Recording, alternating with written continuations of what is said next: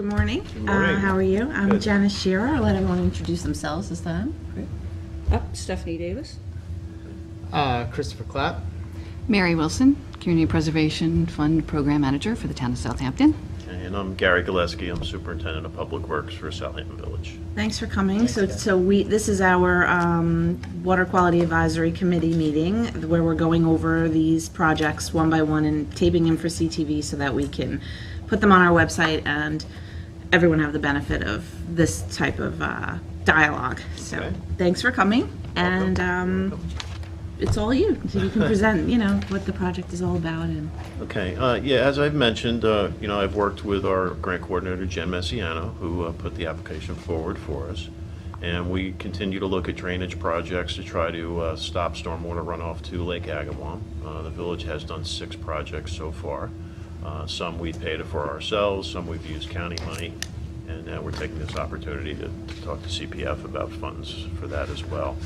The money that we're looking here for this project is a corridor of Job's Lane and Meeting House Lane. Currently, there is a pipe that extends all the way from the intersection of Meeting House Lane and Oak Street, that then goes underground and continues to collect water along Job's Lane and ends up, used to come out of the ground at the end of Job's Lane at Monument Square.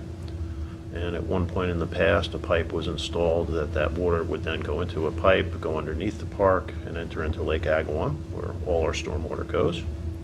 And recently, this year, we completed a project there on O'Connell Drive that the village funded, where we had to replace that pipe. And in doing so, we added pools all the way along. I believe that was 14 pools we put in to try to keep that water from entering Lake Agawam.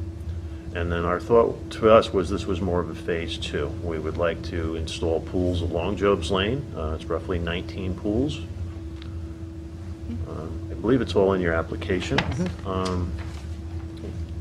But I did bring the 2 plans that the engineers drew up, and it's just a series of drainage pools, 8 by 10s along Job's Lane, that would then feed into catch basins that are connected to this drainage pipe that does end up down toward the lower end of Job's Lane. And all the water that would come into this pipe and from the surface would fill all these drainage pools before the water would continue on. Oh, sorry. And then ahead of this is the other half is the Meeting House Lane portion we looked at. Meeting House Lane is a little bit of a sinkhole at Oak. We do have some drainage further up to the east on Flying Point, but the remaining water that comes down here collects in this intersection, goes subsurface, and then heads down Job's Lane. So in this area here, sorry, am I upside down again? No. In this area here, we wanted to replace the existing structures, and we wanted to put drainage in our ambulance building parking lot that would take some of that water. And then further in the future, we would probably put additional drainage ahead of this to try to keep collecting water. So what the village kind of has done as in Old Town Pond is we kept installing it till we felt that we would zero out the amount of water going in, and then these ponds would now not have to be open to the ocean anymore. A little background here is we do have pipes from Old Town Pond, Cooper's Neck Pond, and Agawam that flow into the ocean through gate valves when they fill up and tend to flood the surrounding areas. Old Town, because we have zeroed it out, I call it zero, but we still have some. We haven't opened Old Town Pond in several years now. That would be the same thing for Agawam. Agawam, we would like to get eventually to a point where it doesn't fill up anymore. And if it doesn't fill it up anymore, that means we're capturing all those nutrients in the runoff before it gets there, which I think is what you guys are in the business of as well. So that's really the gist of it. As I mentioned before, the very end, what the village just did this year is they've installed this drainage system to the lake. This would be Job's Lane out here, which would connect into this project. And the old pipe used to run underneath the park and go into the lake. And the new pipe now has all these pools intercepting the water, and then whatever it can't capture would continue on. So we're basically, we're just trying to do everything we can do to make that lake better. We've installed 6 aeration systems in the lake, trying to move the water column around to stop the algae from blooming. We do education pieces with the Southampton Association and on our website, asking them to buffer their lawns. We've put in legislation to start putting in IA systems in the village. And the village itself has put its first IA system in the park, trying to set an example, which has been successful so far. So we're just trying to do all these concerted efforts for 2 things. It's basically take the load off Lake Agawam, selfishly on our part, to stop the flow into this lake, that this lake would then flood out the entire business district. And the more we take off of it, the better. Have you considered putting anything at the end of the pipe for when it does, like they make those inserts and that sort of thing for the water that does make it that far? We have, and the problem we do have is that the water is moving so fast. By the time it gets there, the engineers are basically telling us that you're going to have to build a very large structure for a bypass. This pipe here is a little bit less as we pull off of it, but on the other side of the park, we have a large culvert, which takes all the water all the way from the highway down North Sea Road, Windmill Lane. And by the time we get to the end, and we have rain, say like the other day, we had 2 inches of rain, these rivers that are coming through, there's no way to handle it. Right. Well, you're not going to be able to capture all the worst, but you'll still be able to capture a lot. Correct. And we have been looking at that. We've been, I guess, been talking to Fabco lately. Yeah. Yes. Bill Reitzig, Yep. I think it Bill. is. A little different than this project is we had talked about their helix system, somehow trying to enter that into this culvert area.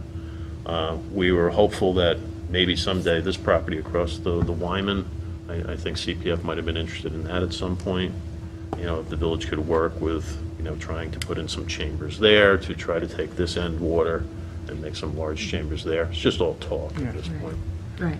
Yeah, well, if you're putting in all these pools that are going to accept all the stormwater and recharge it, I would expect that at the end of the day, that your flow out of the end of the pipe, even under high rainfall events, for this particular pipe, should be less, and you might be Yes. able to then accommodate, Helix. further truck street treatment.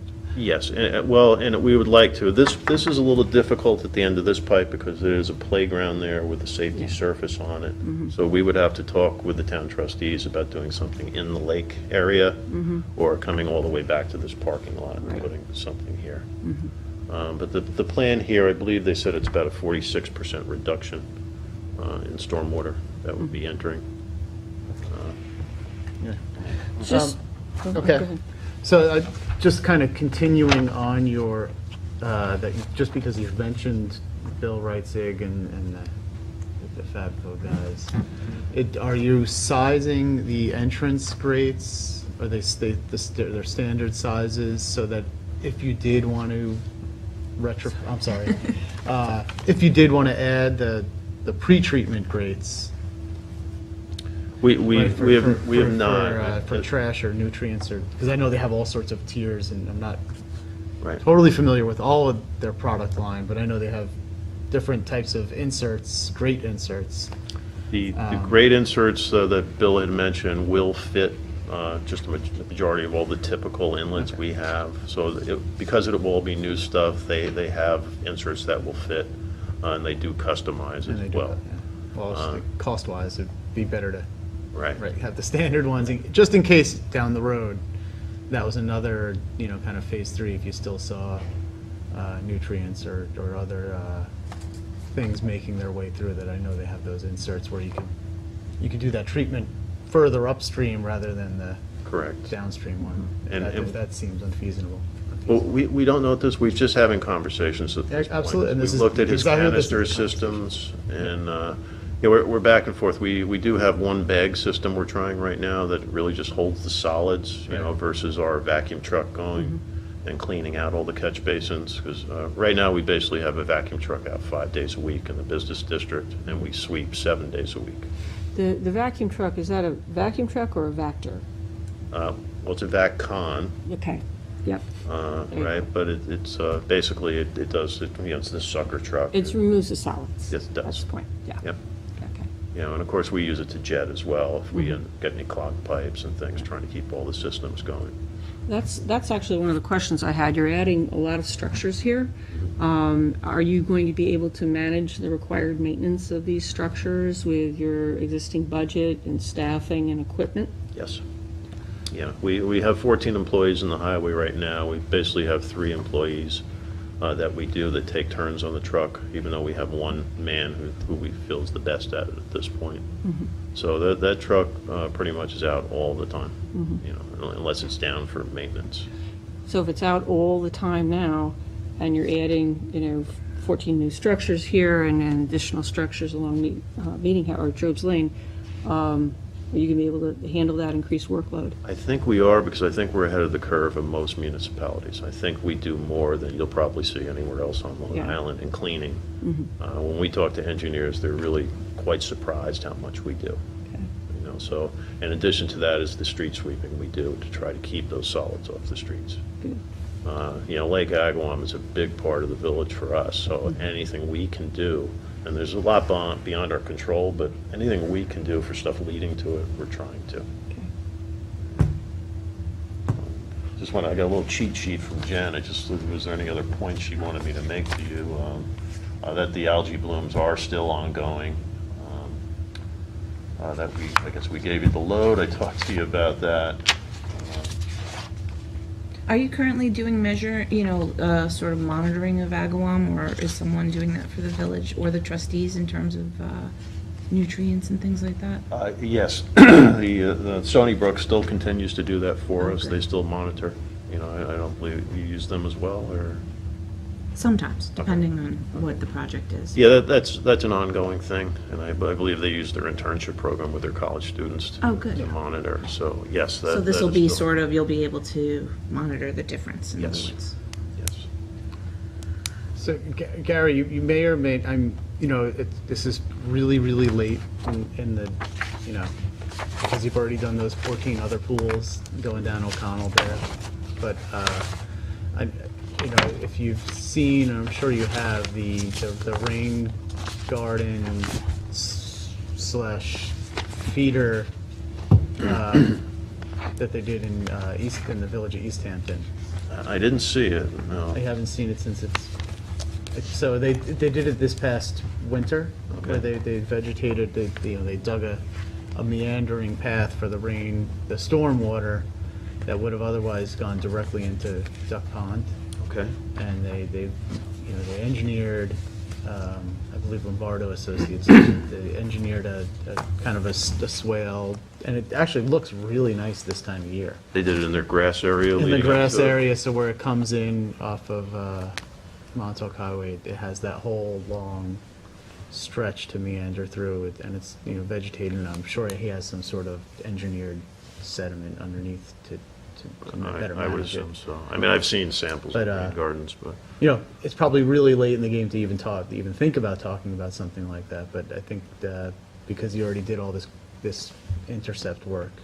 I think our problem there is we don't have that green space, Yeah. Yeah, that's the Agawam Park is, but you can't use it because that was purchased for another purpose. Right, well, usually the center of Agawam is function, Yep. and then the outside of Agawam is pretty much all septic at this point, or playground. Yep.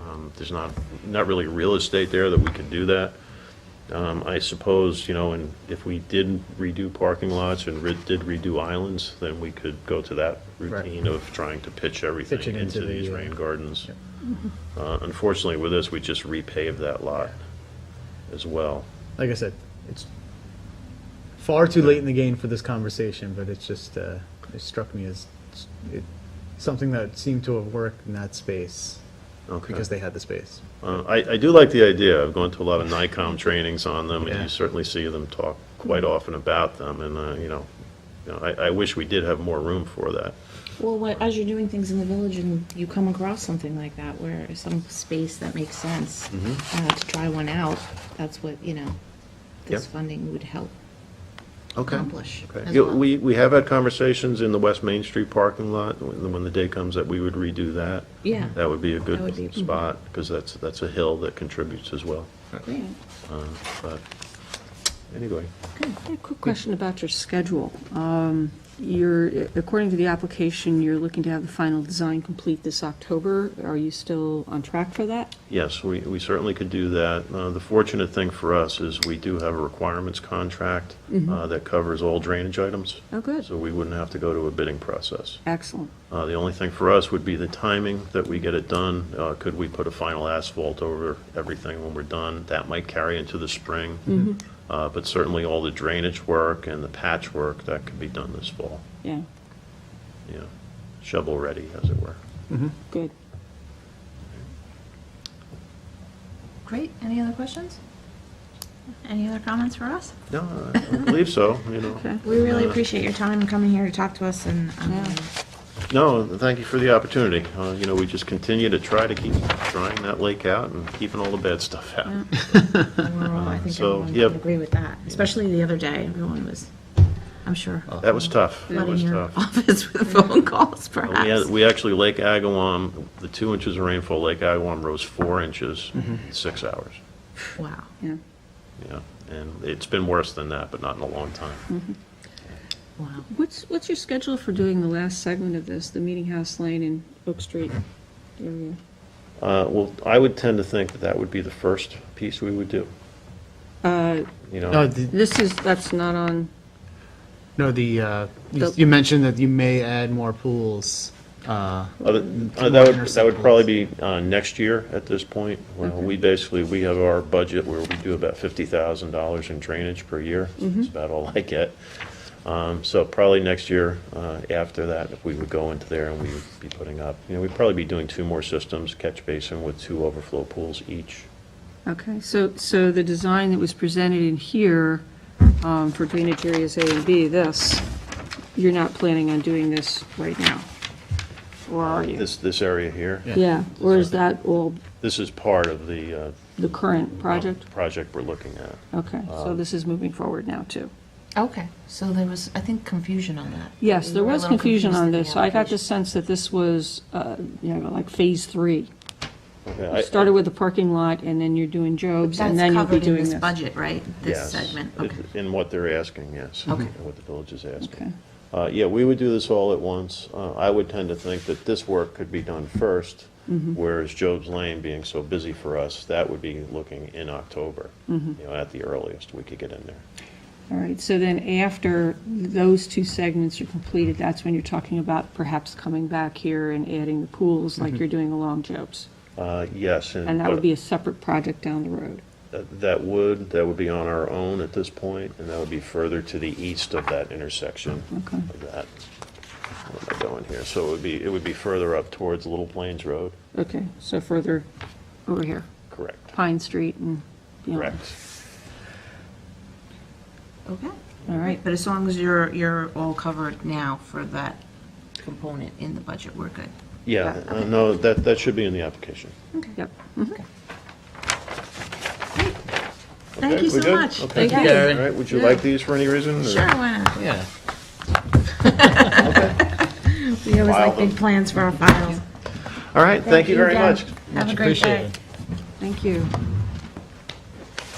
So this is the Thursday, August 16th Water Quality Improvement Committee meeting. I'll let everyone introduce themselves. We'll just go around for the sake of the camera. Mary Wilson, Community Preservation Fund Program Manager. Janice Shearer, Assistant Planning Director. Christopher Clapp. Stephanie Davis? We're joined by the village trustees. Steve Farnell, Village Trustee, West Hampton Beach. Brian Teeman, Village Trustee. Maria Moore, Mayor. Well, you'll be a village trustee. Ralph Erda, Village Trustee. Welcome. Thanks for coming. you And for we're having here talking about 2 projects that you're proposing to the CPF Water Quality 20% Fund. The first one being a drainage project. So we just are here to listen to you present, and then we'll ask any questions. Okay.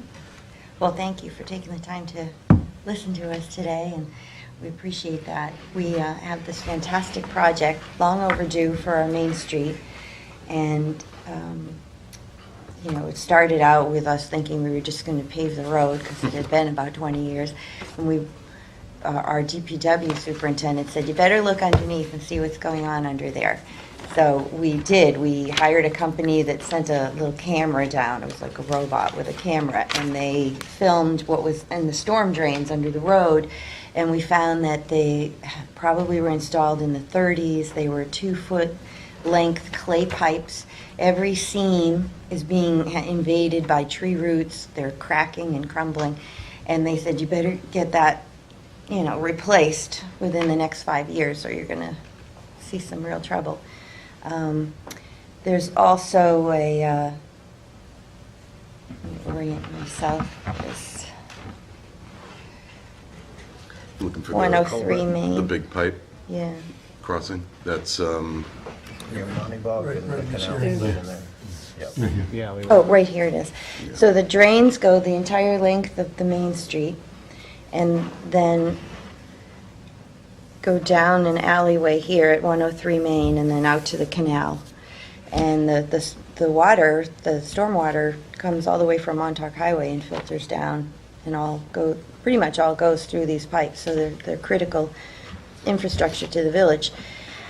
You know, we discovered that this pipe was supposed to be 48 inches, and in reality, it's 24 inches, so it's really going to help with the flooding that we experience on Main Street and just getting the water out to the canal to put in these larger pipes. Also, we're installing a device called the hydrodynamic separator here down in the alley, at the end of the alley, and it's going to help filter out the debris from the water before it enters the canal. we also discovered with the cameras that we have a lot of unknown contributors to our main pipes that we don't know where they're coming from and probably will never be able to find that out.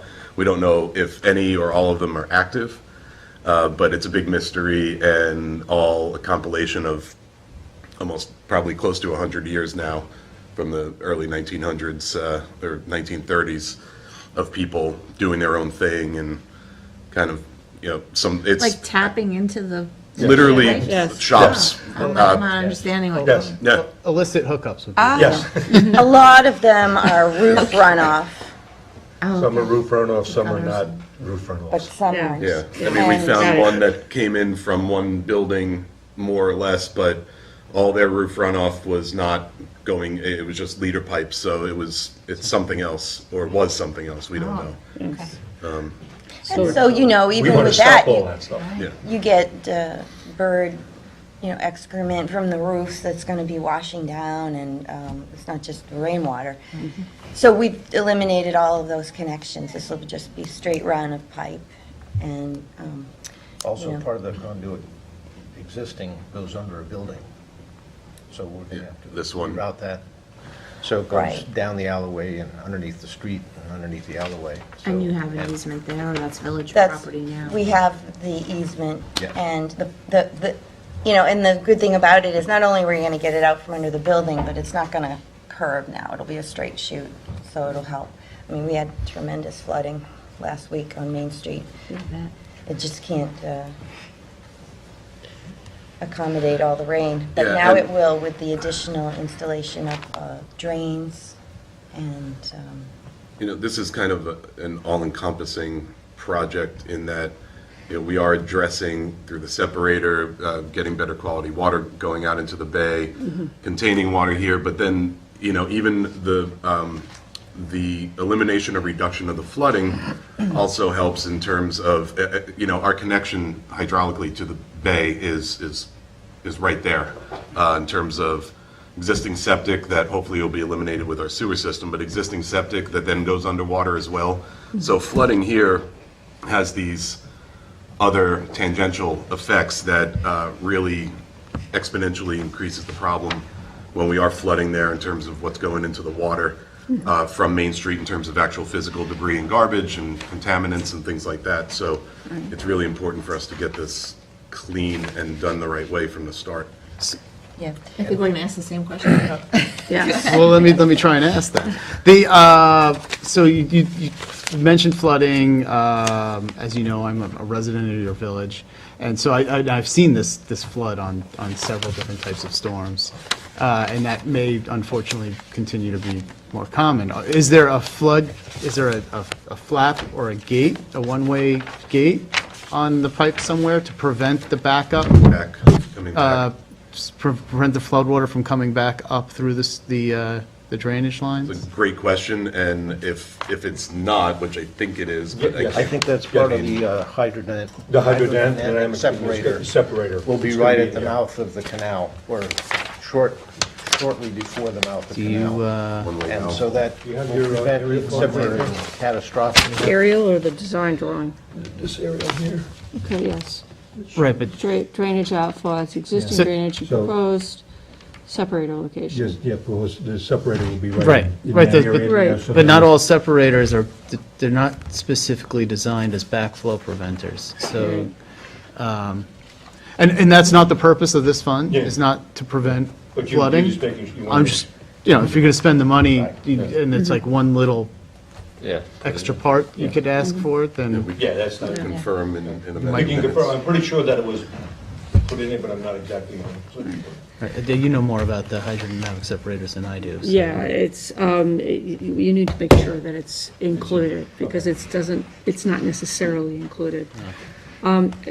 This goes to some of the questions I have. You're talking about flooding and, getting all the stormwater out of downtown, but this is a water quality improvement fund. So our focus is really on more, what are you doing to improve the water quality of the stormwater that you are discharging to the canal? Well, that is That's- being addressed with the elimination of the undocumented connections that Yes. currently exist, Right? as well as the installation of the hydrodynamic separator. And the permeable pavers. Permeable. Exactly. The length That's- of Main Street. Have you I was just- considered That's- any kind of that's- The pipe permeable, the whole insert of Main thing? Street along there is gonna be permeable pavers. Let me clarify the question.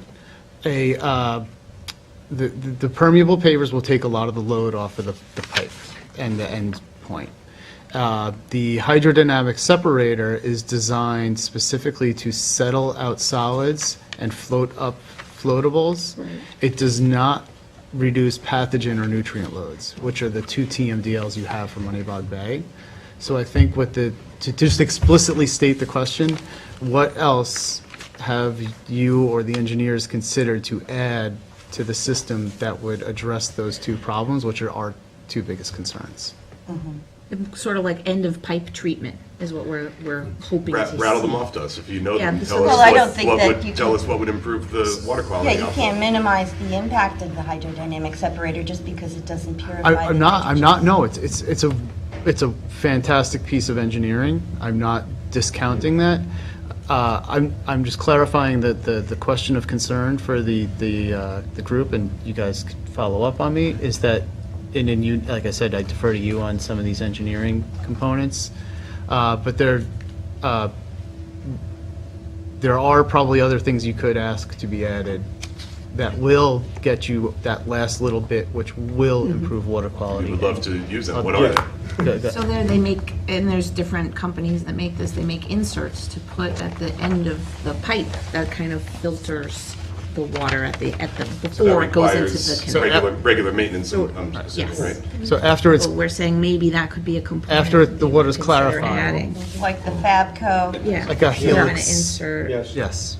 I know our engineer was talking about that. That would go a long way to then Right. really, stepping it up that final. Yes. Well, once we have the street closed, as you mentioned, that the entire length of the street is going to have 5 feet of permeable pavers from curb to sidewalk, and then another 2 feet from curb to street.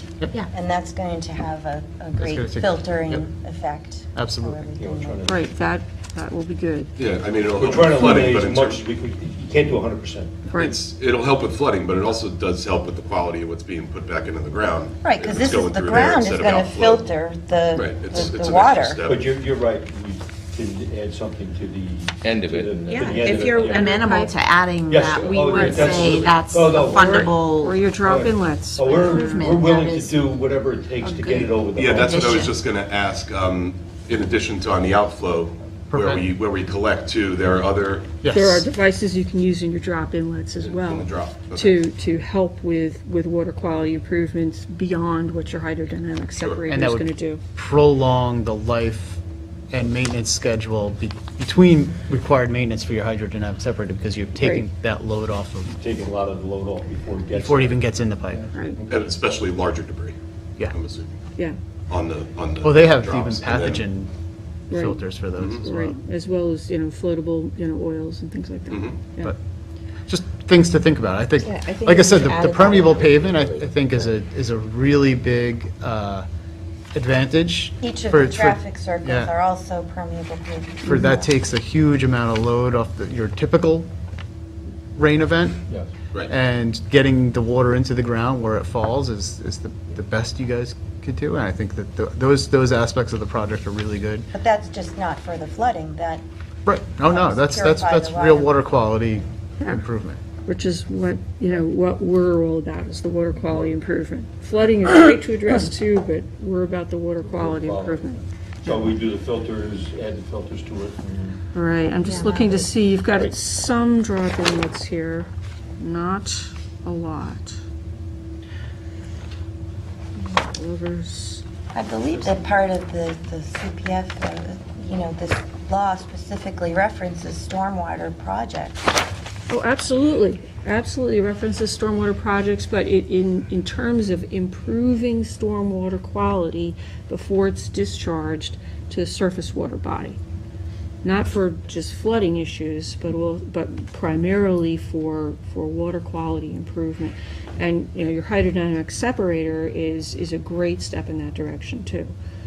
So, and that brings me to a question about maintenance. All of these facilities will require maintenance, and particularly the hydrodynamic separator. You need to remove those floatables, you need to remove the sediment, because if you don't, the separator stops doing the job. Our So- DPW would probably be spending a quarter of the time doing that than what they do right now. Right. Is there with the plans to Band-Aids. adjust the budget and staffing and equipment as needed to do this? Well, what I was just saying is, it's actually going to go in the opposite direction. If you look at what we spend right now on the Band-Aid approach, this is an easy task for our DPW. We have the trucks, we have the personnel, it'll save them time. So the projection is they'll spend 25% less time than they currently do. Don't quote 25, Theoretically. I threw that out there. They will spend significantly less time, yes. It'll save them time. And We did just buy a few years ago a new street sweeper, a Timco, and that has the ability to, we use that to clean all the drains. We're on a schedule, we have to be for our SWIP plan where we, it not only sweeps the debris out of the street, but they go to the storm drains and. Suck them out. Right. Which is I a was very trying to similar think of a process to what we nicer will way be to say doing. that. So how is it that you get this reduction if you are changing how you're managing stormwater in the downtown? What results in the reduction in maintenance? Well, I mean, in terms of quantifiable, we'd have to put something together for you to see the comparison, but just right on the surface, the process that they go through is tedious and also not as systematic as it would be with a better cleaning process Okay. with adding with the drop downs and also on the out. I mean, we're like I use the word Band-Aid. We're always Band-Aid. We're cleaning these out, but then we have things starting to collapse that we're trying to repair. We're Band-Aid.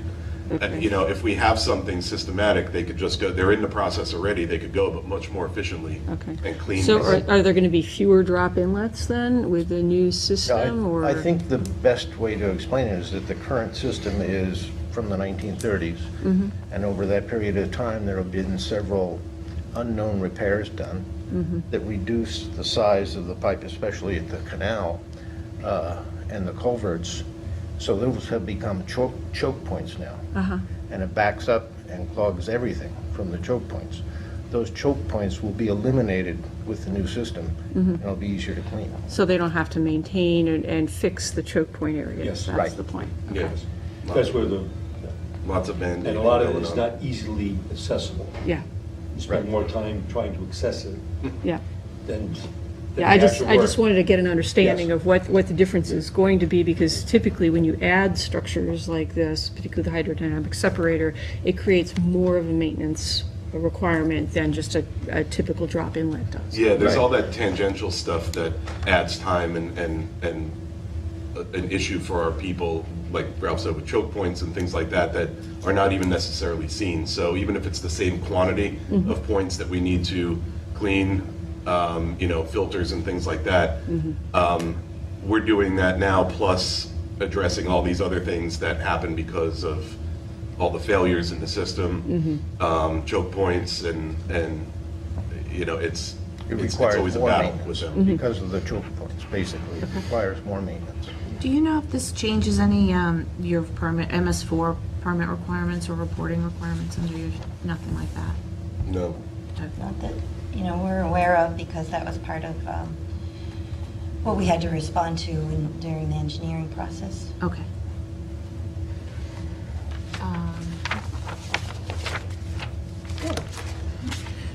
We only brought these so that we could show you the permeable pavers. We know that the bulk of the project is not water quality improvement. It's a lot Oh, of it yeah. is pedestrian safety, and we're putting in curb extensions and, Yeah, crosswalks. So what, Right, and we appreciated your not Yeah, including list. some of those Dented things it. in the budget. We only dealt with we're only asking for The stuff that adds to funding. water that- quality. Yes. Right, Yeah, and no, that's, appreciate that. we appreciate that. procedurally, how would you recommend that we address adding some of these other elements that would improve water quality in terms of getting our engineers to spec that in a expeditious way and getting that information to So- you? That's it. Just submit do it to that you and give us the Yeah. same, like how you did the hydrodynamic separator, and you obviously would have like a costing. as like an addendum to. Addendum. Okay. Okay.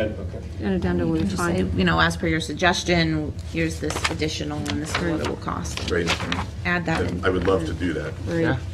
We just think that it And- would, and be- it would really, Yes. And lift because- it up to where it needs to be. and It's- because it's you great have- as it is, but it just gives you that extra. And because you're going to have cleaner effluent, or cleaner water, or clearer water at the end of the pipe, it'll make those function and last much longer, so. Any concerns of things fouling and such like Yeah, that good are much point. lower because you've done all of the heavy work ahead of I time. didn't think of that part. That's a nice benefit too. Yeah. Right. One of the things that, I think we all kind of noted is that you're putting your hydrodynamic separator at one edge of what is a rather large parking lot that the village has.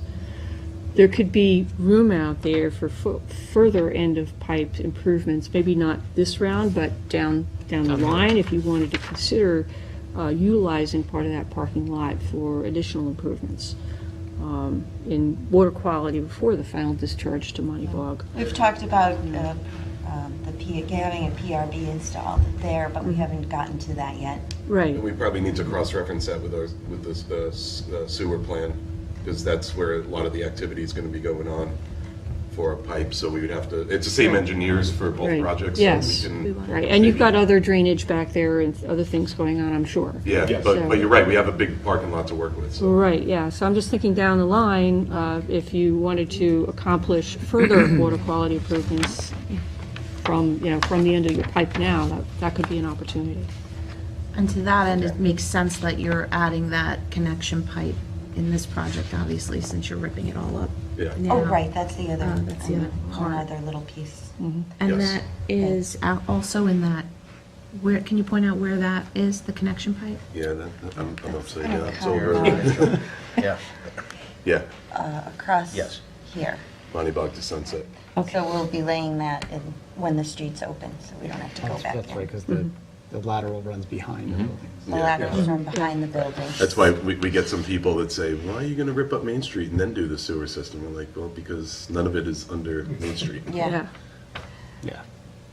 People just don't. there's a lot going on under that street, though. Yeah, exactly. Okay, good. Any other questions? I think maybe my only other question, so this is huge, right? This is a major undertaking for a small village. And I think it's great that you guys are doing this.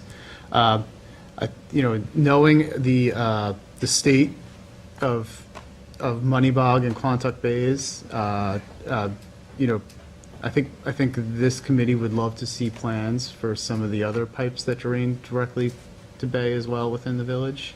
And whether that's just putting in new drop inlets and filter grates, or there was a project before us, actually it was a town project. There's a couple of road ends that we have that are sort of public access points where the pavement just goes right into the water, or close to right into the water. I think we saw a project here earlier where there was, they pulled back some of the road and revegetated and did some drainage, and it's just food for future thought.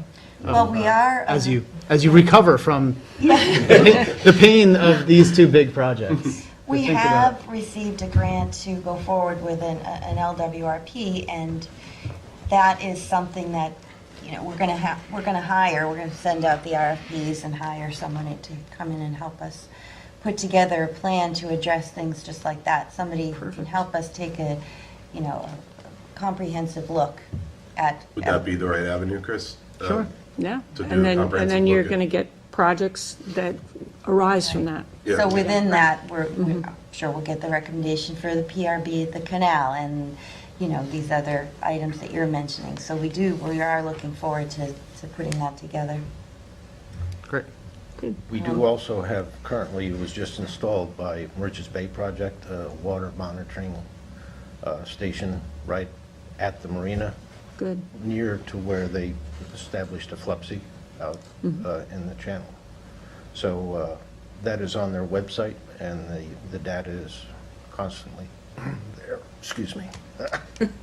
Which is fantastic because it's great timing. They just put the FLEPSI in with the water monitoring features, and so now we'll be able to, they make that available to us, and we'll be able to see the impact of the project. Yeah, really excited to see That's the really, numbers we over would the love to years. see that too, as like Yeah. a report at the end, Yep. how, good. 5 years from now or something, Yeah. how it's Right. changed. Yeah. Great to do it, but it's nice to see the results. Yeah, well, actually, you could do some monitoring right within this system itself, because you can certainly grab water samples up and downstream of the hydrodynamic separator and demonstrate directly what your project is. Because if further downstream, you've got other inputs to the canal and to that water. And that may overwhelm what this does, so. So in addition, seeing exactly what's coming out here before it mixes with all the other influences? Yep, exactly. You could do that as well. I mean, like- that's not going to capture the permeable paver impact, but it will, capture the impact of your hydrodynamic separator. Yep. What we plan to happen is, within the next few weeks, get the bid specifications from the engineer and put it out to bid. We're hoping to do that in September. It'll take 30 days to get the bids back, and then award the project in October, and hopefully start with phase 1 of the project, which is the storm drain replacement, in November. And the first part of phase 1 will be the alleyway. Yeah, get the Yeah. discharge point done. Yeah. Yeah, That's good. yeah, Aggressive Right. schedule. yeah, it makes sense. It is. It is aggressive, but we've been We waiting admit it. a long time for these But plans we- to come to us. Yeah. That's why we really appreciate being able to come here and show you this and get your feedback too. And this has been great feedback. But all 5 of us are very together on this and working really hard, especially the mayor. What's the schedule for completion of the entire drainage project? When do you think you'll finish that? Is it going to be phased over 2 years, or what's the? Well, we just we need input from the contractor that we hire on how we do it. I mean, between us and our engineer, we've talked about, we don't want to close down the whole Main Street at once, of course. So what we expect to happen is to do it in sections, one half of the road at a time. So one half of the road will always remain open, and they'll take up one half in this section, and be able to, the storm drains are on one side, so we'll Yes. be able to do that. And then if we have to, when the summer comes, if the whole thing isn't finished, we can put some temporary And come back. over it. All and depends then on the weather. come back Mother and- Nature might be a Weather. hindering factor. you know. Yeah, if we have a mild No. winter, maybe we can get a lot done. That's- I understand. Yeah. But we have to weigh the interests of the merchants, and we don't want to You asked for disrupt their it. businesses. Yeah, but it's still, I mean, at some point, you're going to need to have an idea of the construction phasing. We always know that weather impacts it, and we have, the tourist season here, and that's, Yeah, we've been basing most of the Factor. projections on the engineer's input, although we know that the contractor is going to have a different interpretation. That's why we of it. gotta hire the right contractor to do it, that can Yeah. handle the project. I and not- believe, though, that the phase one, we would be able to complete before the end of the spring. Yeah, with storm the drains. and Storm drains. Save the plantings and a lot of the aesthetics and all the finishing stuff for the For the- following yeah. season. yeah. We have underground utilities going in as well. Oh, yeah. So- Yeah, the whole, Great the deal whole of mess, do it coordination. all at once. Yeah. Yeah. Absolutely. It's all ripped up, so let's, Yep, absolutely. And we have asked and received some other awards. We got some money from from Suffolk County, but that's for surface improvements. It was for the downtown revitalization. They gave us some funding for the lighting and the curb extensions. And we received $250,000 from Senator Lavalle's office, and then from Fred Thiel's office as well for the drainage. Great. Excellent. So do you want to switch gears to the Yeah. big kahuna here, the sewage treatment stuff?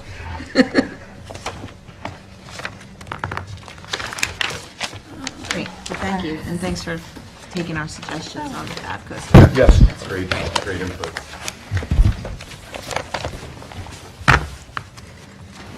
So I guess you want to just start with, I know you've done a lot so far. We got your engineering report. Yeah, It's this sort of a is- phased approach that you're taking, and maybe just an overview, because it's obviously on camera for the benefit of whoever might be watching this, because they can understand the plan. This has been we've been working on this for, Main Street 2 years, but the sewer project at least 4 years. And we identified the need, that this is really important for the village, and we all 5 of us feel so strongly about it. We started by sending out requests for proposals, and we, after reviewing them and meeting with the engineers, we hired H2M. And what the first part of what they did for us was an evaluation of where we could put the sewer. Should we build our own? Should we connect to Kabreski? If that was even an option. So we based on their advice, we agreed that building our own treatment plant would be so much more expensive. And in the spirit of shared services, we went to the county and asked if they had any excess capacity. And they said they didn't, but if we paid for some upgrades to their equipment, they could squeeze out an extra 60,000 gallons per day flow for us. So we contacted the Suffolk County Water Authority, and we got their actual records. We sketched out an area that we wanted to start. We thought the most sensitive area was from Main Street down to the bay. There's a lot of condominiums down there, and we would imagine that their septic systems aren't working all that well.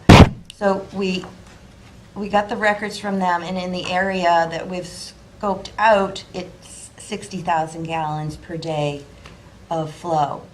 So it's, even That's though... existing density. Yes, so even though, there's other people that are saying, can't we be in the system, can't we connect?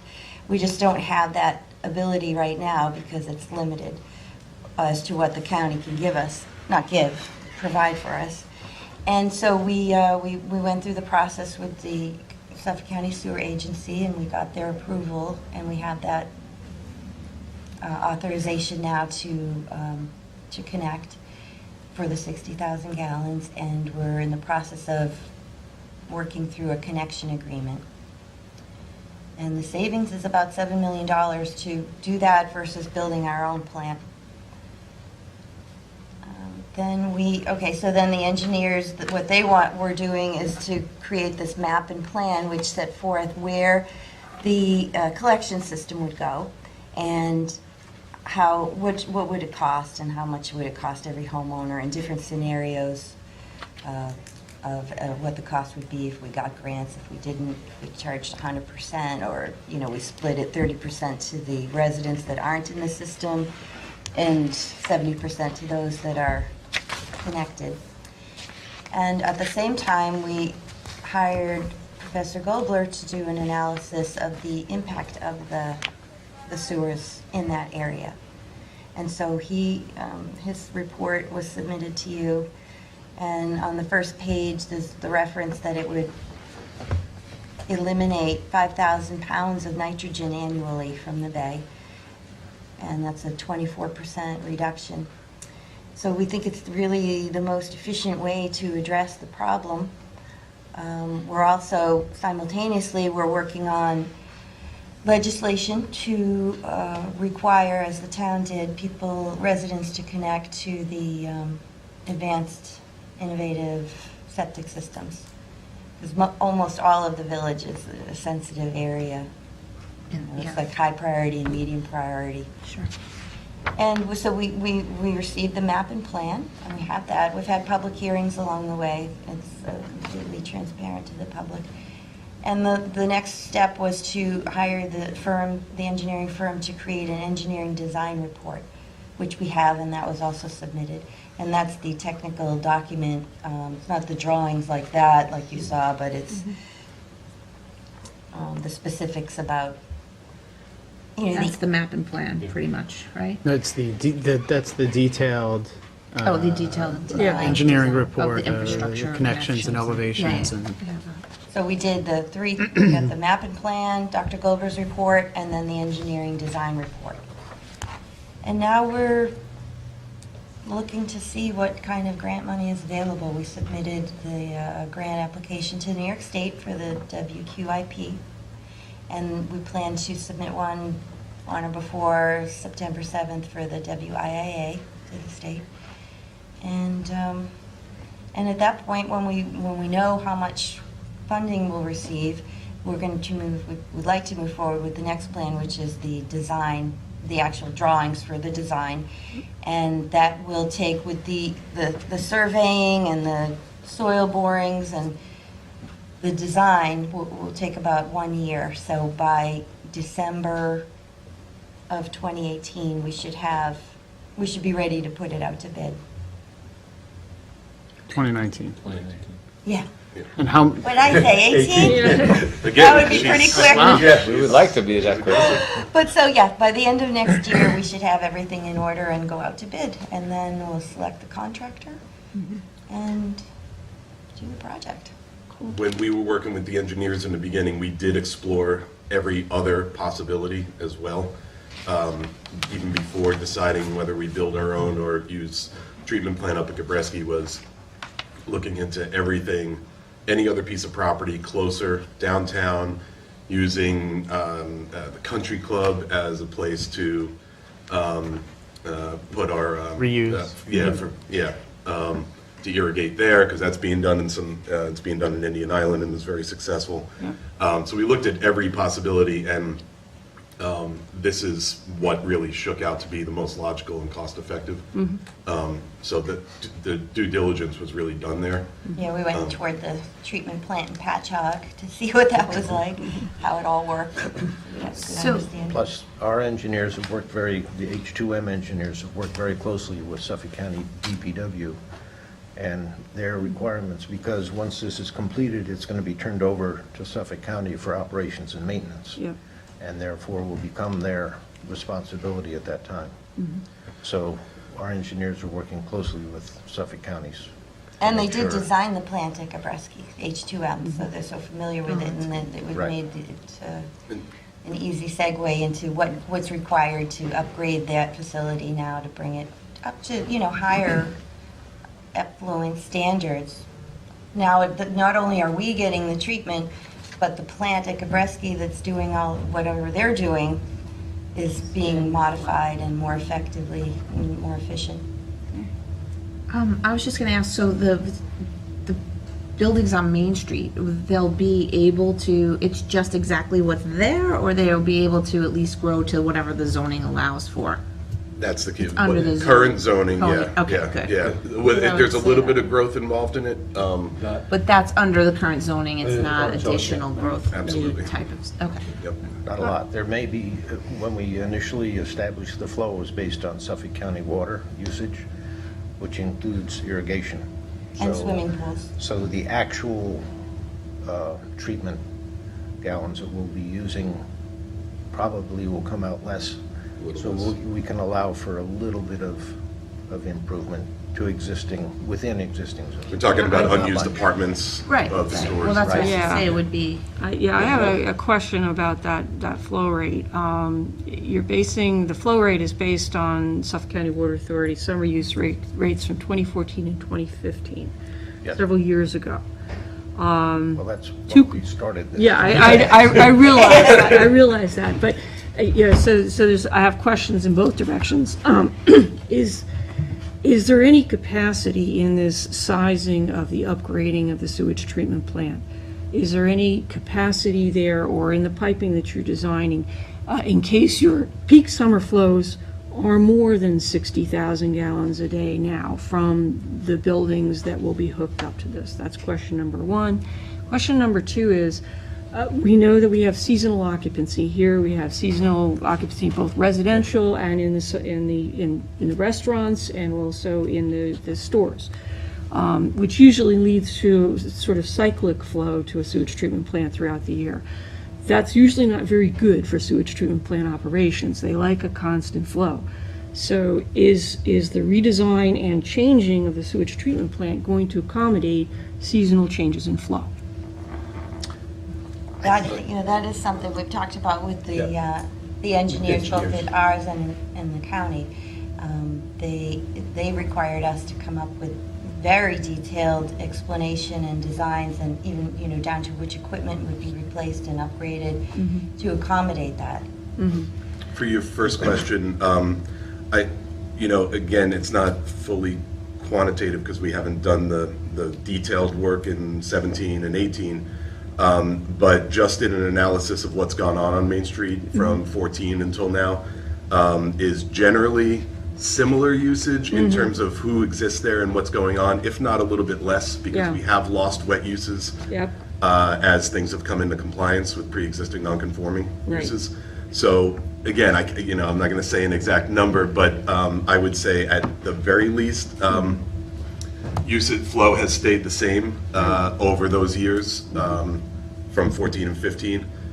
Even 16, it's been pretty flat, if not maybe decreased a little bit. Right, So but this is going to give you the capability of restoring some of those wet uses. Well, Yeah. yeah, it all depends. Yeah. I mean, we're certainly hoping for some of that. So Yeah. the 60,000 that Suffolk County Water Authority gave us the information for is all the water that's going to the properties. Right. And some of that, as Ralph mentioned, is for irrigation and for swimming pools, because it's not just Main Street, it's all the properties south of Main Street as well. Yeah, but if So you what look at they the said was aerial, we there's would not have to- a lot of green space, and there's not a lot of pools. Oh, there's a There's a few. condominiums. There's a Yeah. few, but There's all the not, condominiums that. Condominiums I know, use West Hampton Landings. So what- yeah, There. yeah. What we there's have to do is put They them use a on. lot of few, water. but this is essentially a suburban area for the most part. I'm seeing a lot of pavement, a lot of rooftops. I'm not seeing like enormous lawns or the other things that usually take a lot of irrigation water. Yeah, so. well, they'll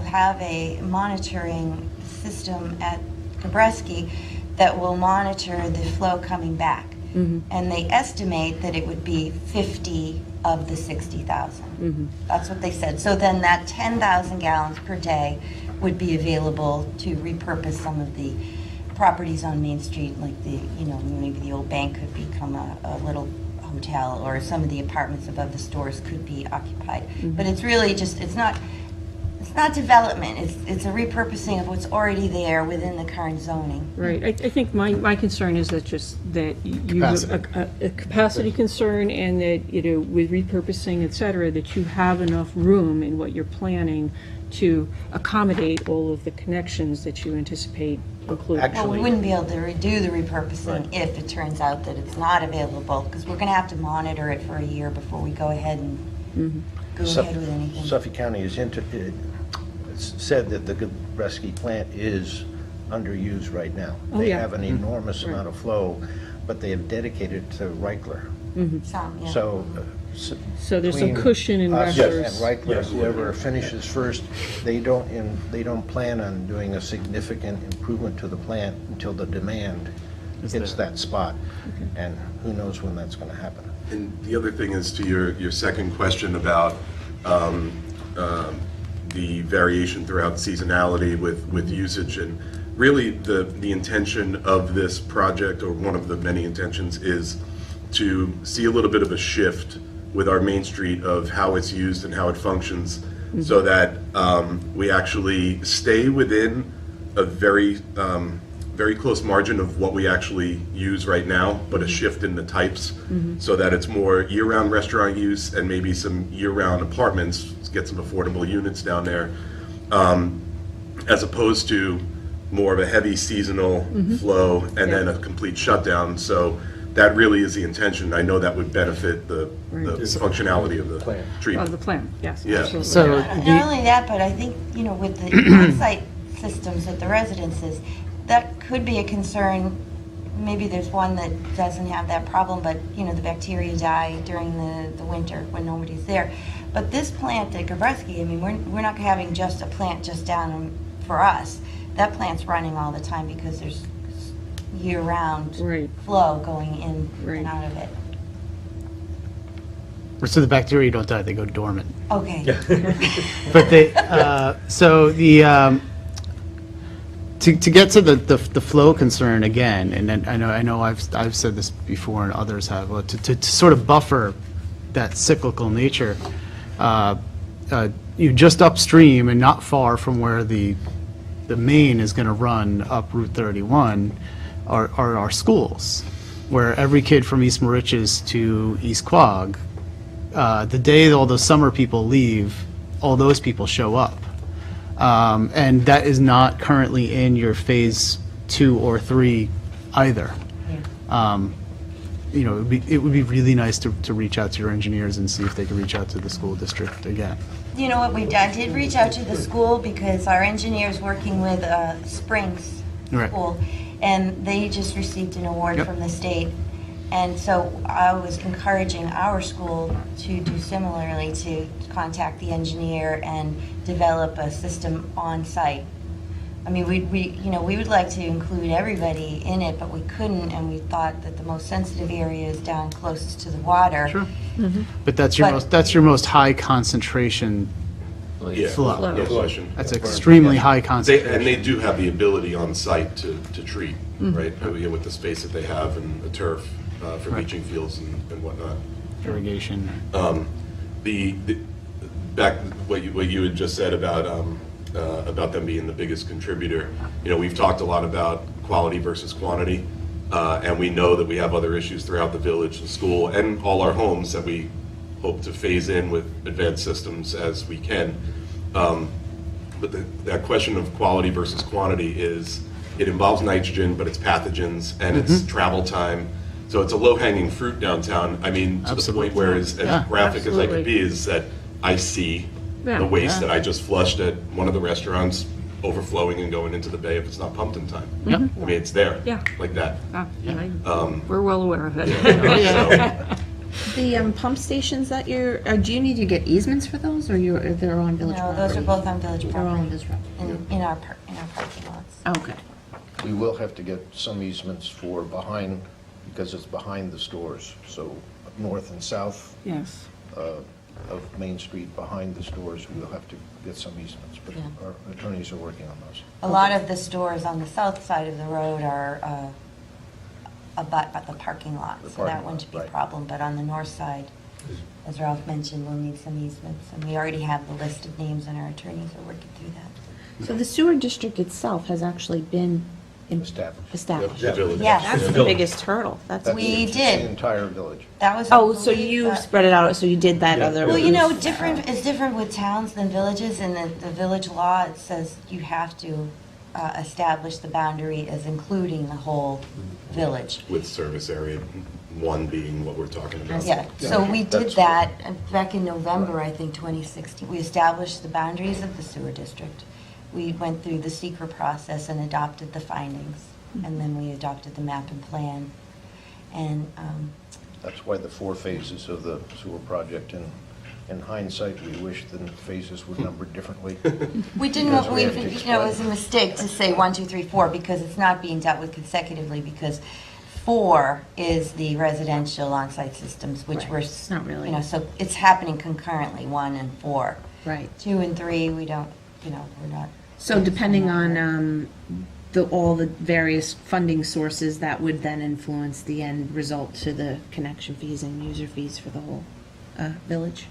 You kind of can't, I mean, I know you projected something for your engineering report and map and plan, but that might Well, change. it's sewer district capital fees would be influenced by, the district capital payback fees would be influenced by how much funding they get, not the user fees. Oh, okay. Operations and maintenance will be established by Suffolk County. Okay. Right, so the Not us. people that are actually in the Phase 1 sewage area have to pay an operation and maintenance fee Right, and to then the one county. else does not. But the rest is, Just an overall district yeah. fee. mhm. Okay. And those phases, like we said, it really should be 1A and 1B, and then 2 and 3. Right. B, 1B is 4. I really. think when they're mapping it, they just put Yeah. areas, 1, 2, 3, 4, Yeah. and it's just Doesn't exactly correspond to the makes phase. it a little. But your confusing. very next thing that you're doing is the design drawings, the survey, the soil Yes. borings. That's the next step. And that that's will be happening. 2019. I mean, we could start right now, as soon as we find out what kind of finances we're going to have. I don't know when we'll hear from New York State either on we put in those 2 applications I mentioned, and as soon as we hear back, then we'll be able to share that with the public and what the cost will be, how much of a bond we would have to secure. And, but the engineer's ready, you know, he could start tomorrow on the drawings. He Right, just. so that will kind of inform the next step, Yeah. once you have that in place. Mhm. Okay. So in your current proposal, that portion of the project is roughly the $1,130,000? And if you knew you had that, you'd get started on that right away? Yeah.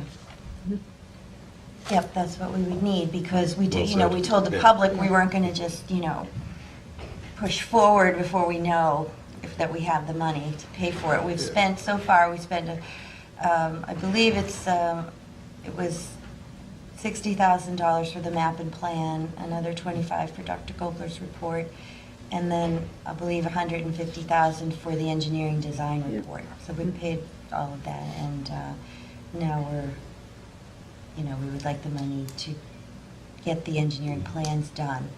And they did tell me that would take about a year, not quite a year, but about a year. And then the project itself, we don't know, it would take at least a year to do the installation of the collection system. So we could be done by the middle of 2021, the end of 2021, but they, put an outside date because they didn't want to overpromise. Sure. Always better. But we're always so optimistic about how quickly things will go. That's good. Well, it's great. I'm really happy for you that you're getting this far down the road and you're getting this done. We are too. We're so excited. It's been a long, long haul, but it's so important, and Long needed. this is something that's going to make a big difference. We get Yeah. so much feedback from people saying, this has been talked about for 30-plus years. Oh, yeah? And people have come in and said, we should do this, and then they said, oh my God, it's a big task, forget about it. Yeah. Our prior A lot to mayor, take on. Strebel, called me recently and to tell me about this committee and did I know about it. And he said his biggest regret was not getting the sewer project started when he was in office. But his wife became ill and he had to leave and he just couldn't get to it. Right, right. Well, This is great, and you've already done your secret and all that, which is important too. Really, everything's done except that drawing of the design, and we can't do that just yet until we have some finances. Okay, well, that sounds good to me. Thank you. Thank you so thank much you. for Thank coming. you. We appreciate your time, all of you, for coming here today. I have one question about the Main Street project. There's a couple of items that you mentioned that you think would enhance the project. Is that something that you would like us to try to get to you so that you could include that in your decision before the end of the month, or would that be for the next round? We would love to include that now, if you could. Yeah, I mean, and as the time to put it in, it's most cost effective to do it while you're doing while the you're work. doing it. It's Rather than technology, retroactive. it's pretty plug and play, right? It's not overly complicated No. to incorporate, Sort right? of like an add-on. Yeah, I Yeah. mean, speak to H2M, they should know Exactly what. what we're talking about. Yeah. And then Yep. we can just, make that, Put the addendum in and then. put the addendum in, and we can make our Yeah, recommendations just based on send that. send us updated plans, just showing, where these things would go, what they would be. She'll know. Associated budget? Yeah. Yeah, they'll know. When we get back to you. Yeah, that'd be great. I think that would really just round out the whole project to be, It's a great. The more we can get out of that storm water before it goes in the bay, the better. Well, we really appreciate what you're all doing to implement that 20% because it's so important. Yeah, well, as you know, we're kind of building the train as we're driving it. Yeah, I know, it's all new. We know the feeling. Thank you. It's great though, Nice meeting because you. we don't have a lot of open space in the village, and so At least our waterfront is our open space, so Right. it's nice to be able to, hoping to get some money back from CPF. Thank you. Thanks, Well, everybody. thank you, guys. Bye. Take care. Nice to meet you. Bye. Hi, Mary. So we're continuing our Water Quality Advisory Committee meetings, and now we are discussing the project known as the Mecox Bay Inlet Dredging and the installation of water quality sensors. We have with us Marty Shea from the Conservation Division, Chief Environmental Analyst, and welcome, Marty. Thank you. Thanks for giving me this opportunity to talk about the application. As indicated, the Department of Land Management and Environment Division and the Board of Trustees are submitting an application for CPF water quality monies to cover the cost of annual dredging of the Mecox Inlet in the interest of aquatic habitat restoration and water quality improvement. The grant application also seeks monies for construction and installation of water quality sensors in Mecox Bay in order to give us the critical water quality data that we need to decide when the inlet needs to be opened. The application had initially been submitted under a different project type, but in response to your comments, we did take the opportunity to look more thoroughly at the town's water quality improvement plan and found that clearly the project type that this application fits under is aquatic habitat restoration. There are quite a number of documents that I submitted and then I have with me here today. And some of these documents are in response to the preliminary comments that were received from the CPF office. But what you're looking at here is a totally revamped application. So you can discard the prior application. All the attachments are here as well. Just to kind of walk you through the paperwork here, I don't know if you're looking for me to respond to some of your preliminary comments first, or for me to go through I think the the actual. best would be to just go through the Okay, project and that what sounds the good. point of the Mecox Bay, what the needs are ecologically. And Okay. obviously, you're working on that management plan, and this is also for the benefit of anybody who might be watching this. What you and the trustees have come to decide, and what needs to be done there, and how it relates to water quality. Okay. As you know, Mecox Bay is one of the most critical coastal resource in this town. It's an area that is absolutely essential ecologically. It's one of the only remaining locations where you can find a wild American oyster population. It also has a diverse variety of wetland habitats, incredible wildlife, plethora of finfish and other species. As you know, pursuant to the Dongan patent of 1686, the trustees hold title to the underwater lands of Mecox Bay and the inlet proper as well. The town is presently engaged in finalizing a draft Mecox Bay and Inlet Management Plan, which addresses the whole host of issues with regards to water quality improvement and aquatic habitat restoration related to Mecox Bay. And I anticipate that that document is going to be released to the public in September. So I can't at this point in time provide an actual copy of that document, but the submittal speaks to and references that document quite a lot. I would first perhaps turn to the narratives that were submitted with the application. And what I can actually start with is the budget. As indicated, the application is being made by the Department of Land Management and Board of Trustees, and we are requesting $319,739 in CPF monies. And that's for the purposes of completing the needed annual dredging in 2019. As well as for the construction and installation of real-time water quality sensor equipment in Mecox Bay.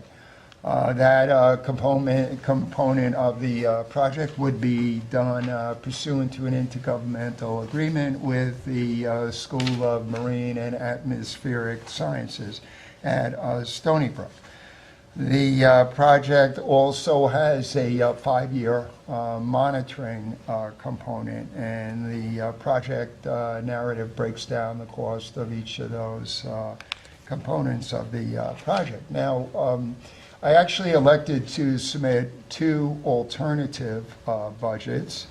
The second budget calls for CPF monies to not only cover the cost of construction of the needed water quality sensors and monitoring of the water quality for 5 years, but also for dredging for 5 years.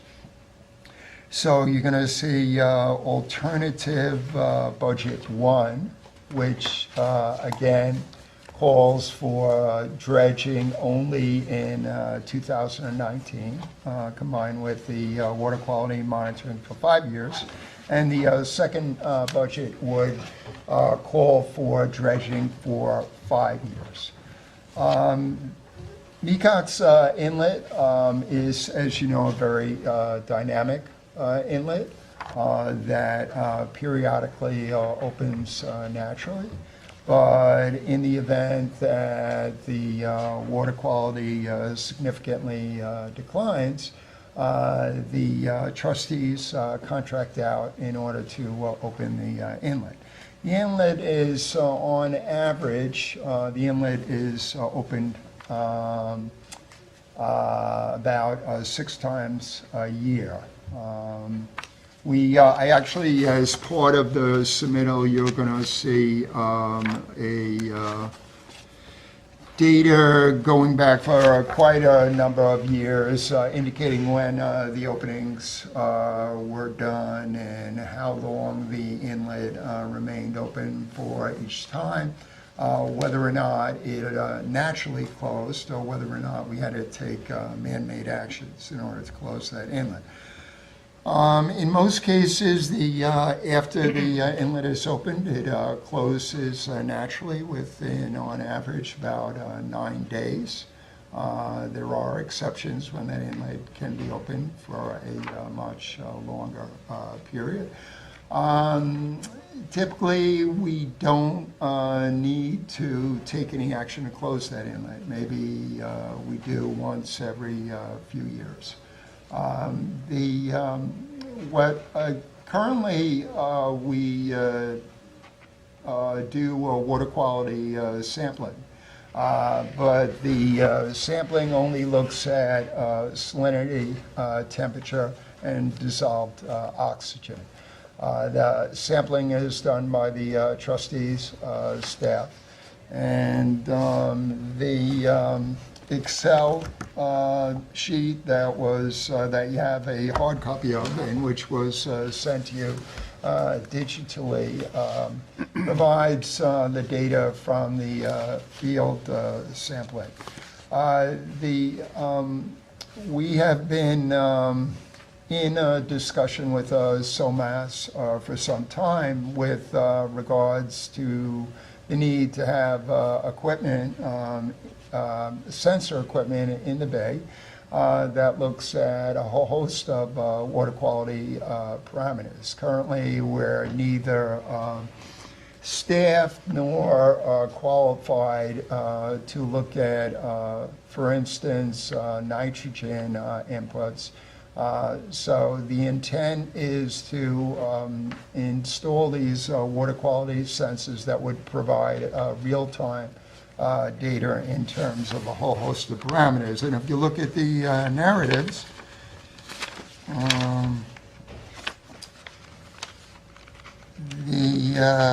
there are actually two types of sensor equipment that we're looking to install. One would be a shore-based station, and one would be a moored station. And you'll look at page 5 of the narratives and page 6.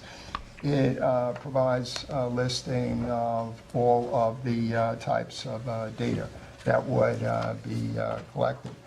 The salinity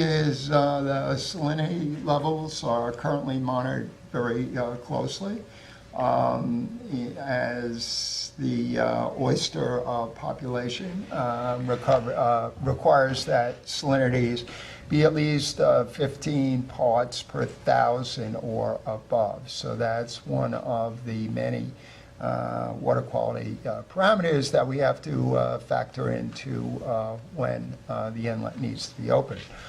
As you're undoubtedly aware, we have had some harmful algal blooms, or HABs, at Mecox Bay. One of the attachments is a New York State DEC record of when those HABs occurred. One of the goals, of course, is to open the inlet in the interest of water quality improvement prior to the conditions reaching those thresholds where we would potentially have an HAB occurrence. Because right now we're not getting the full water quality picture. Oftentimes we don't have the necessary information to know whether or not we may have an occurrence of HABs. So oftentimes, once we have the algal bloom, we're responding after the fact by opening the inlet. In the event that we install these water quality sensors, it'll enable us to monitor the trends in terms of water quality and be proactive. That is, open the inlet prior to the conditions becoming such that we may have an algal bloom. The specifications for the water quality sensor equipment are included as well. The qualifications in terms of the individuals at SOMAS that would be working with the town and the trustees are provided as well.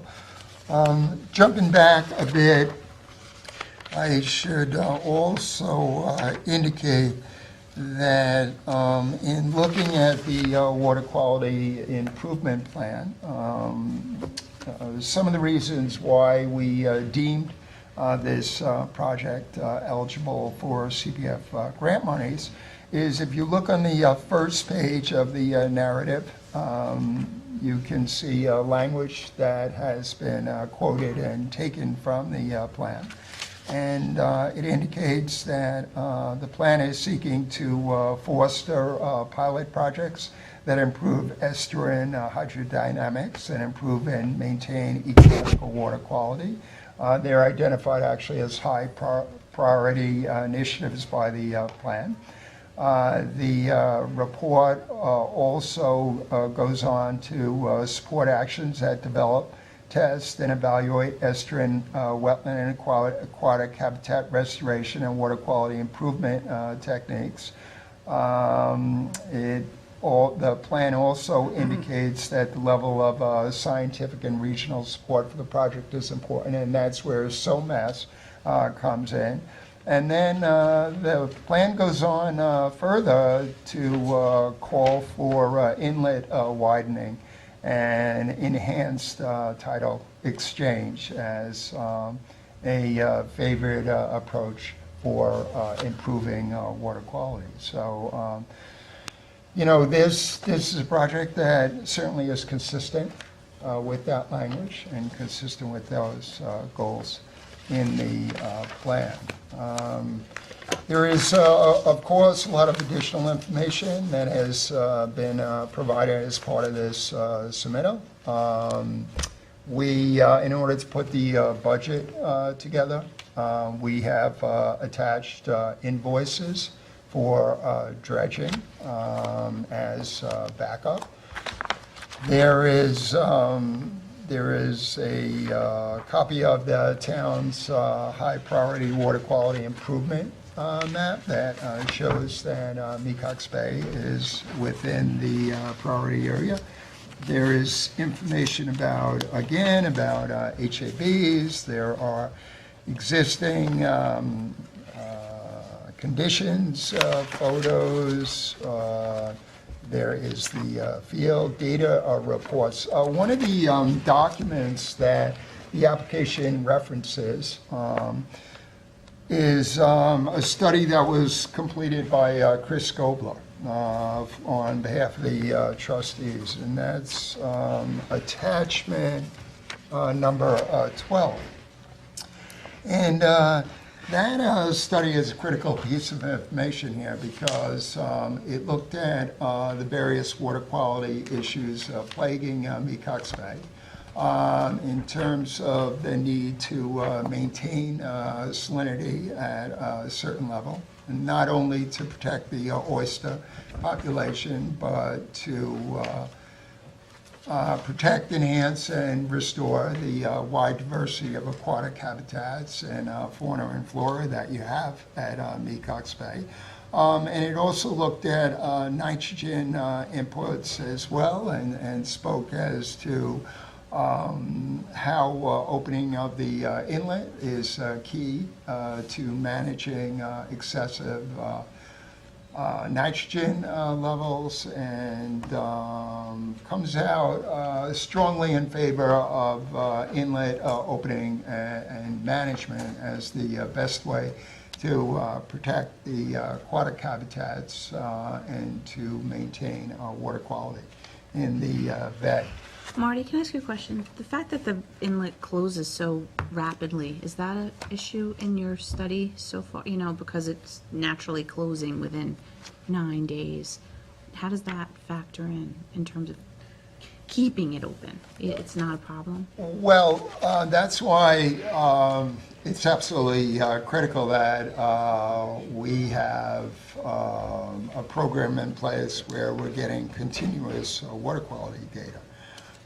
In the event that you have a rapid natural closure, we need to look at what impacts that rapid closure had on water quality. Whether or not we got the needed increase in salinity and needed improvements in water quality, or whether or not we need to entertain reopening the inlet. In looking at, and the Excel sheets, I should mention, are not complete. We're still inputting the DO from the rough field data sheets that you have, but if you look at those Excel sheets, you'll see after each opening the rapid improvement in terms of salinity. Mecox Bay is a natural system, so opening and closing the inlet is not like turning a faucet off and on. Weather is a big factor. There are many other factors that we have to look at in terms of impacts of high water levels and the needs of various stakeholder groups. And those factors are all looked at as part of the draft Mecox Bay and Inlet Management Plan. But the primary goal in opening the inlet is to maintain water quality and to protect, enhance, and restore aquatic habitats in that system. Thank you. Time for questions? Sure. You can keep going if you have other things you want to cover, but. That gives you a quick summary of the project as proposed. I was taking a look at your budget, your annual budget of $75,000 to do the opening. Yes. And looking at the backup data that you have supporting that for the last 3 years, 2015, 16, and 17, not counting 18 because we're not done with 18 yet. And it looks like the annual cost for those years where you had 6 openings a year ranged between about $50,000 to like $56,000. So where do you get 75 as the annual cost? There, we're seeking additional money beyond the average cost that is documented by those invoices, just so that we're well positioned in the event that we have to close the inlet. Also, the costs are increasing over time. Of course, in the event that any CPF money is allocated towards Treasury, we would only file an invoice upon the completion of each dredging event. So because the conditions are somewhat unpredictable each year, there is the possibility that the cost may run a little bit higher than that average, which I think peaked out about 60 or. Well, the stated costs in your application were. The high end was 56. The high end was 56. Okay. And the year before that, there was a low of 20. And then there is the year before that when there was also 6 events, that was about 50. So your contingency, if you will, is about 50%, which is fairly high. Understandable. So you reference having to close the inlet. What would trigger, what's the trigger for closing the inlet? If they typically close so rapidly on their own, most openings, what's the emergency trigger for a closure? There have been cases where, in coordination with New York State DEC and U.S. Fish and Wildlife Service, as well as the Army Corps of Engineers, there's been a need to artificially close the inlet in order to protect nesting, endangered nesting shorebirds. But the closing, it's the act of getting materials out, the equipment out that would hamper. I was trying to understand what would. Well, what happens in some cases, first of all, again, it's rare that we actually have to artificially close the inlet. And typically, the longer the inlet stays open, the better the water quality conditions. I would absolutely agree. There have been cases where there's a great risk of inundation of nesting shorebird areas, where we've worked in coordination with other agencies to close it to try and protect those shorebird areas. But I would say that's absolutely the exception. Typically, we do not look to close the inlet, even if the inlet is open for an extended period of time. There have also been cases where the inlet has curved too strongly to the west, threatening homes to the west, where we've looked to partially artificially close the inlet in order to guard against the potential for significant erosion of those beaches to the west. But it's rare that, and I would actually say that it's likely upon release of the draft Mecox Bay, an inlet management plan, it will be exceedingly rare when we'll look to artificially close the inlet. Yeah.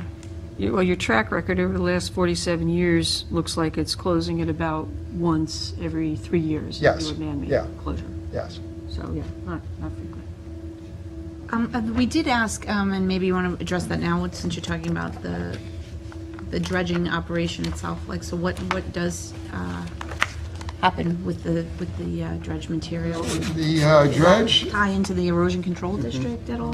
no, what happens to the dredge material is it's temporarily stockpiled on the east and west sides of the inlet.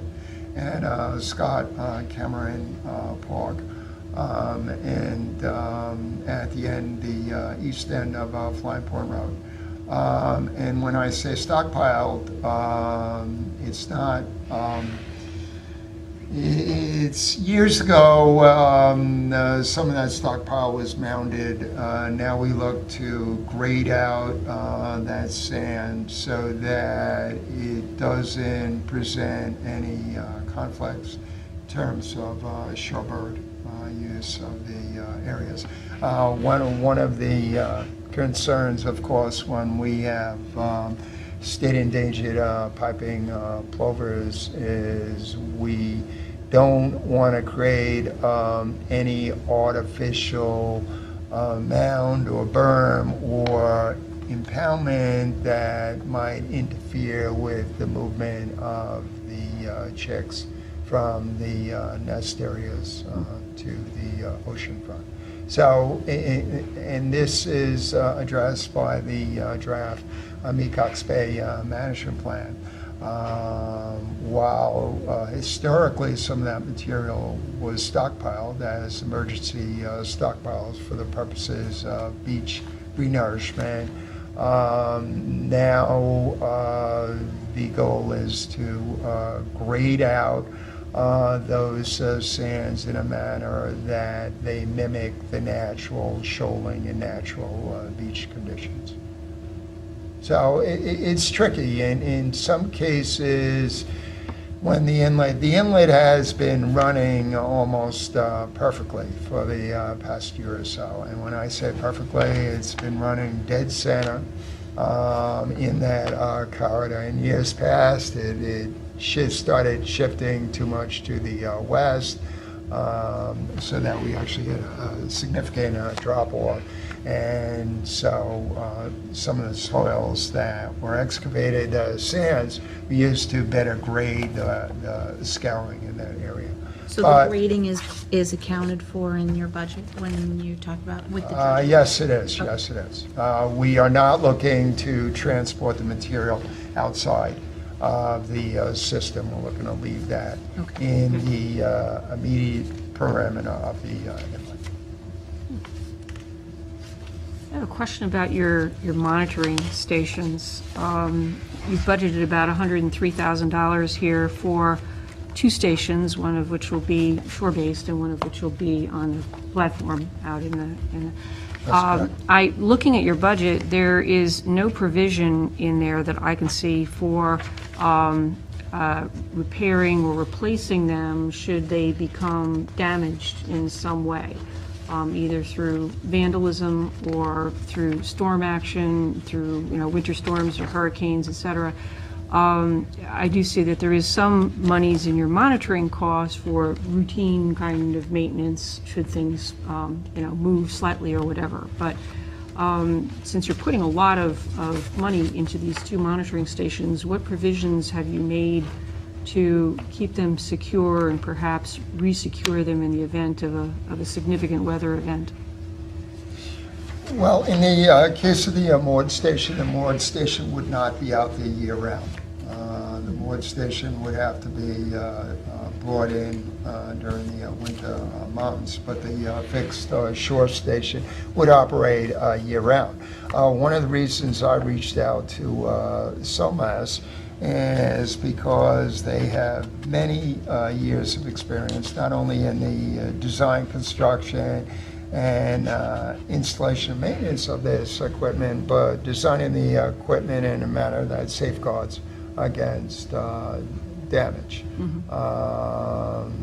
So with the exception, obviously if there's a pending hurricane or a severe storm system while moving up the coast, we'll take the necessary precautions to protect that equipment. But the program in terms of the installation and maintenance of that equipment is designed to absolutely avoid any significant cost. Yes, we will. One of the issues is security of that equipment, to ensure that that equipment is not vandalized. Do you have a site where you plan to put the shore-based equipment? Under your control? We're a couple different locations are still under final review, but perhaps the primary location we're looking at is Flying Point Road, the bulkheaded stretch where you have open water coming right up to Flying Point Road. The moored station would be mid-bay, but that looks like the most desirable location. It's great visibility, easy to access. One of our goals is to install interpretive signage. As indicated, the sensors will provide real-time data that's accessible through the internet, so anyone using their phone is going to be able to access this data 24 hours a day.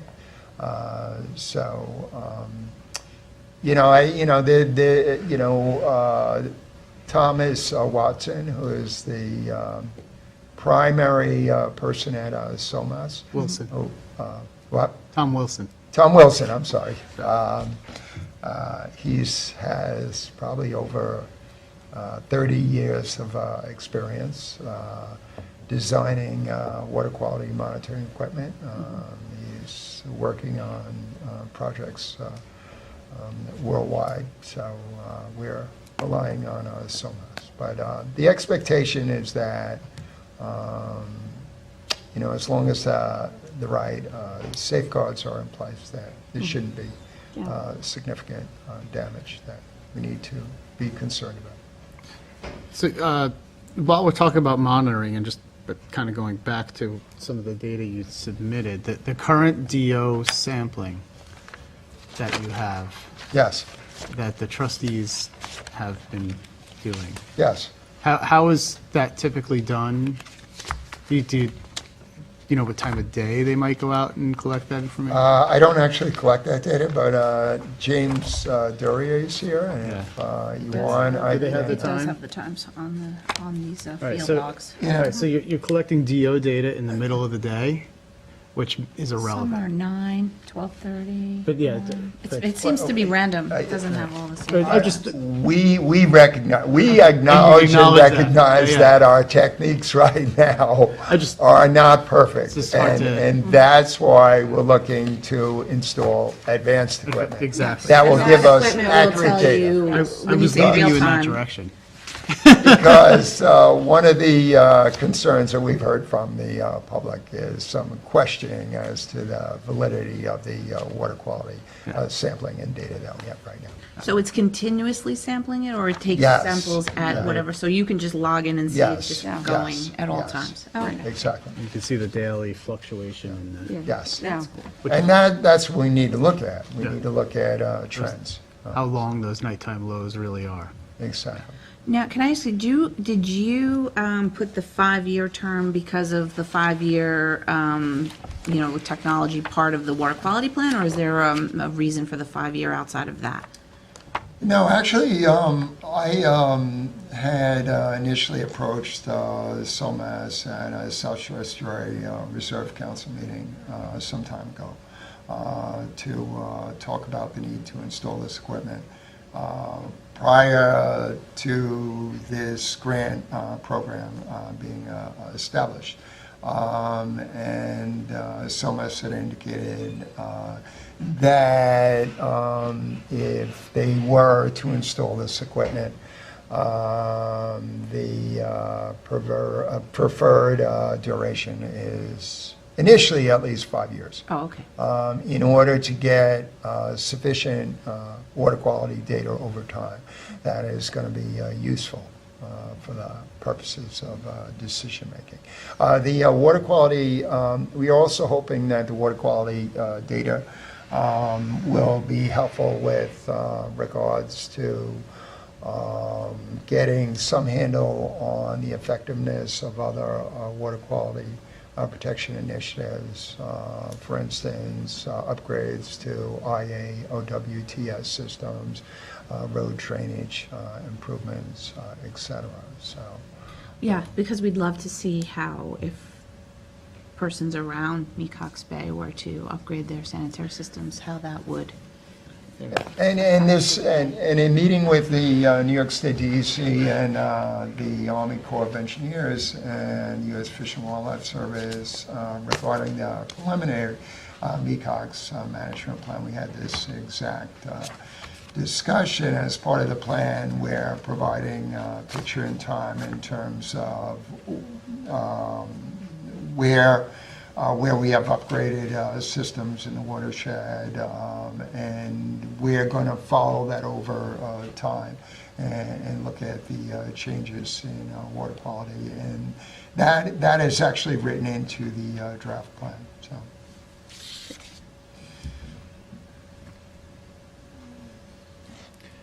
Any other questions? I don't have any. The only other question I would have is the I know you did 2 alternative budgets, but the dredging for 5 years out, we're worrying about committing the fund that far out.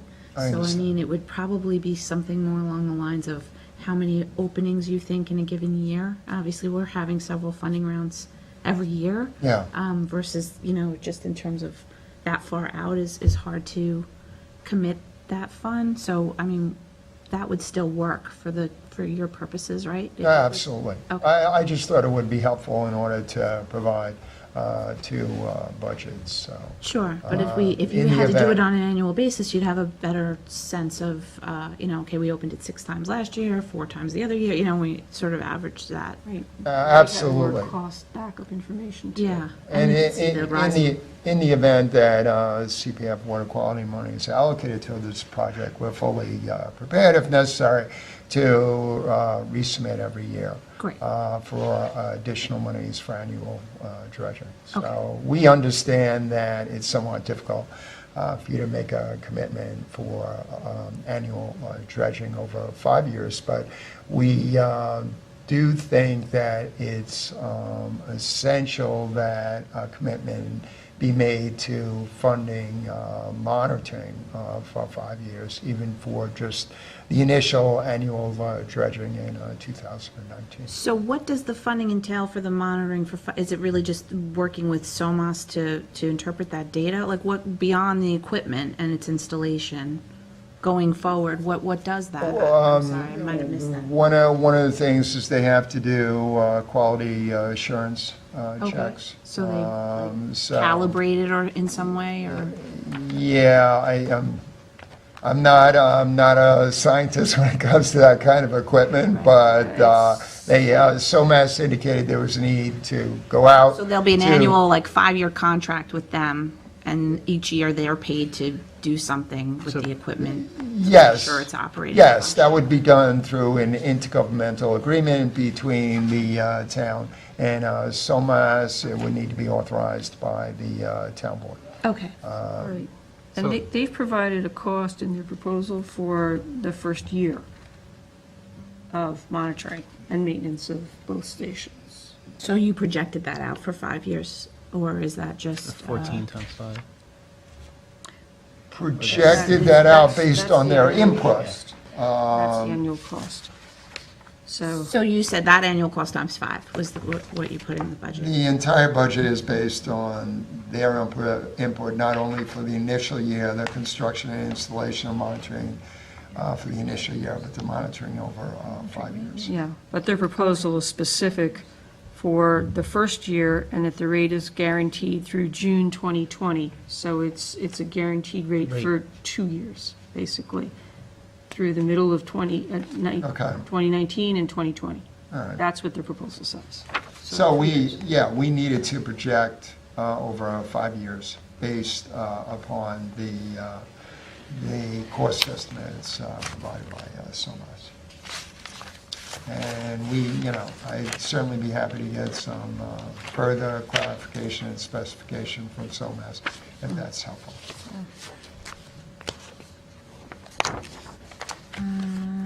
Oftentimes with some of these songs, what's easiest to do, but it's upfront most expensive, is to have duplicates. And then you could run them next to each other side by side before you take one out.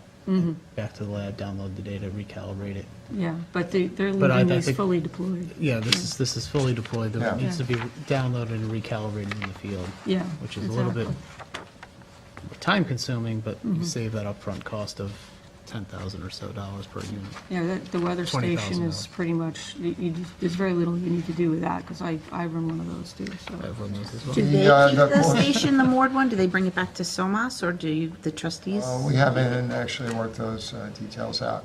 I should indicate that the budget for the water quality census does not include boat transportation costs. The trustees are committed to taking care of those costs. There is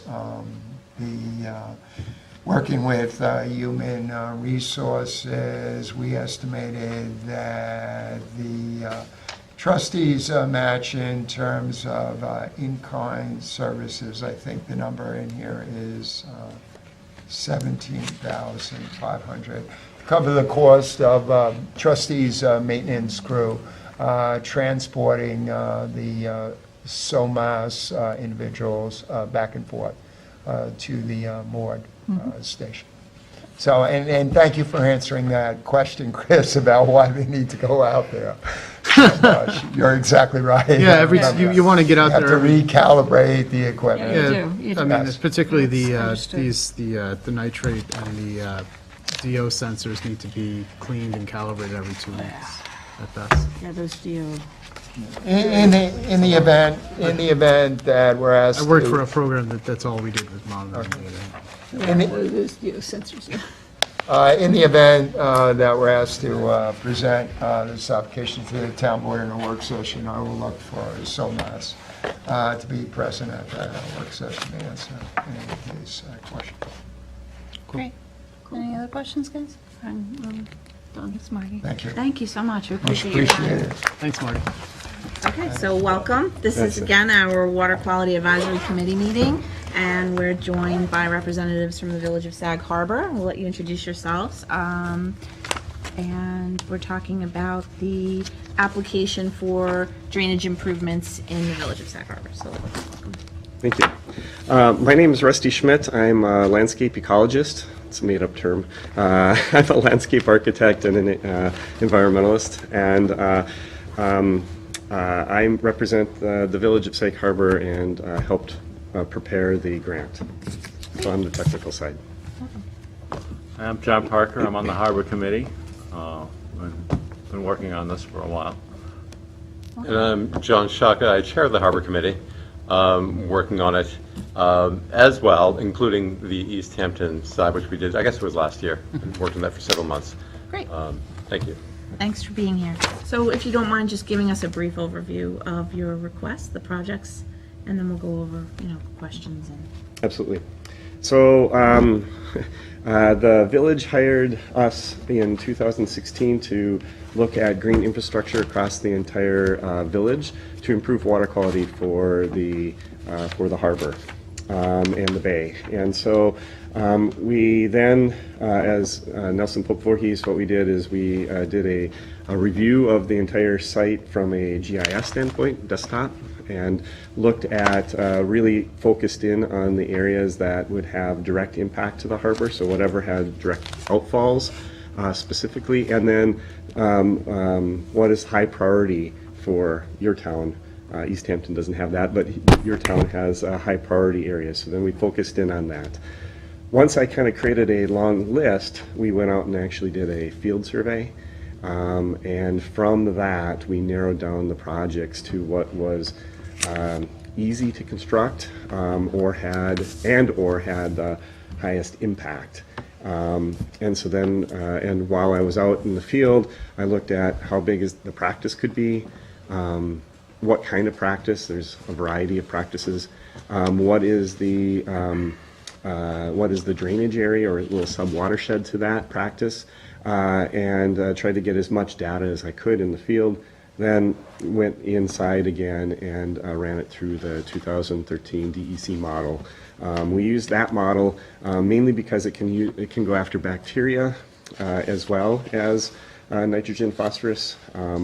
The two models that the DEC recommend, they're pretty much equal. However, I kind of tend to lean towards the 2013 model, mainly because of the bacteria option. So then we modeled it. We came up with a report for the village, and then which a good chunk of is part of the application. So we whittled down to a number of projects on both sides of the town, or both towns, both sides of the village, and the 17 projects that we thought were reasonable have been put into this account. What I did do is we created, I really looked at it as a sub-watershed assessment and really ranked all the projects.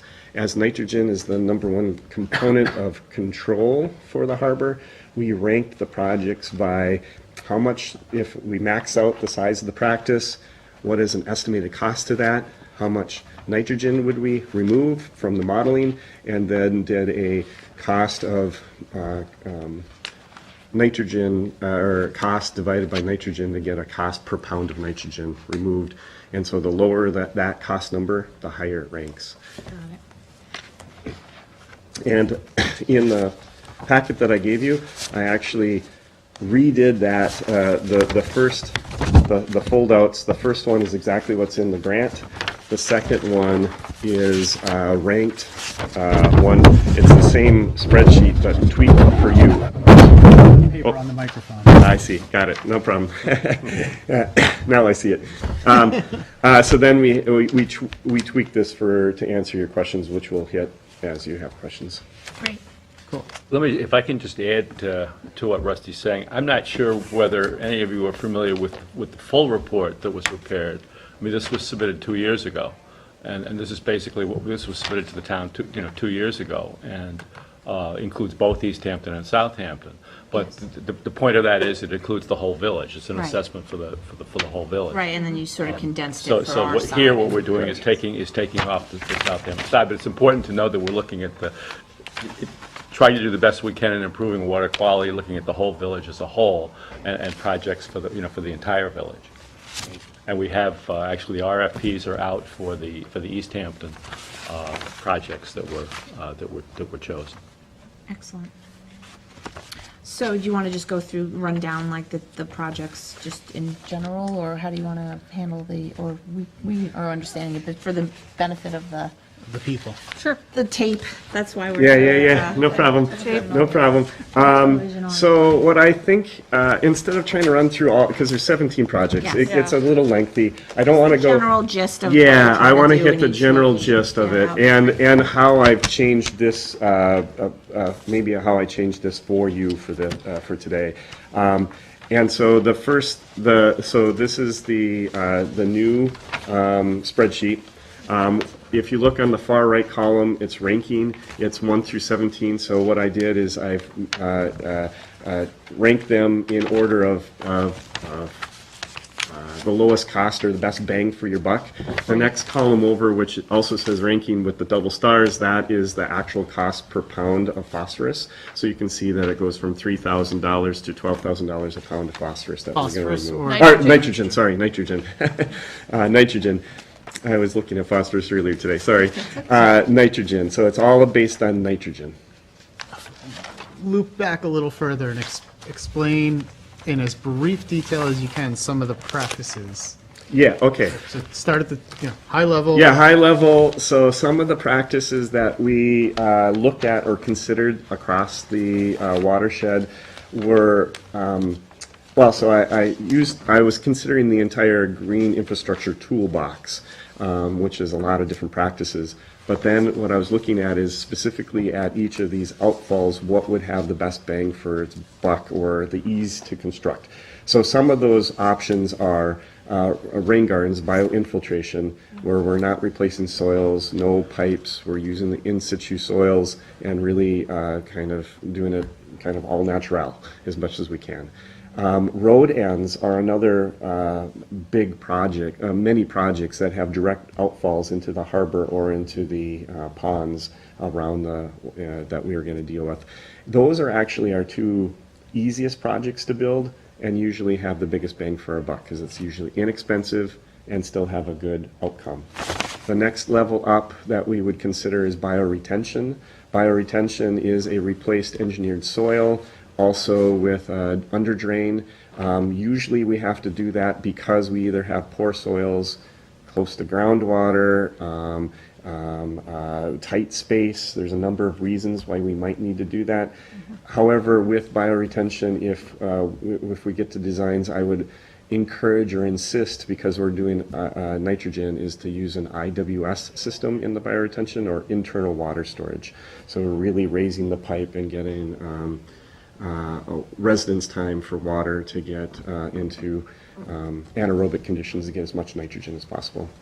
The next level up that I like to go to next is tree trenches. They're a little more expensive. They're a little harder to install here on Long Island.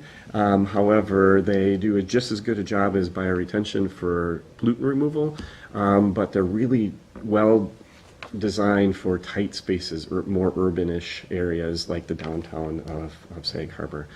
Then the next step up would probably porous pavements. It has actually a very low nutrient load reduction, but it does a really great job for flooding concerns just because we lose the bio part of that practice. And then there's one other project that we put in here is a stormwater wetland. There's already a wetland nearby that stormwater is already directed to. I think it behoove both the wetland and the village is to capture it in a more organized fashion and treat the water better. So those are the practices. Great. I think that was helpful for others. Yeah, no problem. I totally understand. So then what we did is then we ranked the projects and across the next column that we did put in here is right after BMP type is ease of construction. It's ranked 1 to 4. That is new. And the factors for doing ease of construction is back to, is it easy to design and build, and is the location easy to work with. So for instance, a lot of the 4s will be in the downtown area, permeable pavements or things like that, a little harder to construct, and space limiting, where rain gardens and road ends would probably rank the highest, would be 1s. And then the last thing that I'll throw in is that when we were looking at the entire village, we concentrated on village-owned properties and or right-of-ways. There is one state road that we have a rain garden bioretention system within the median that is on the state road, so we'll have to deal with permits with that one, but all the rest are either village jurisdiction or village properties.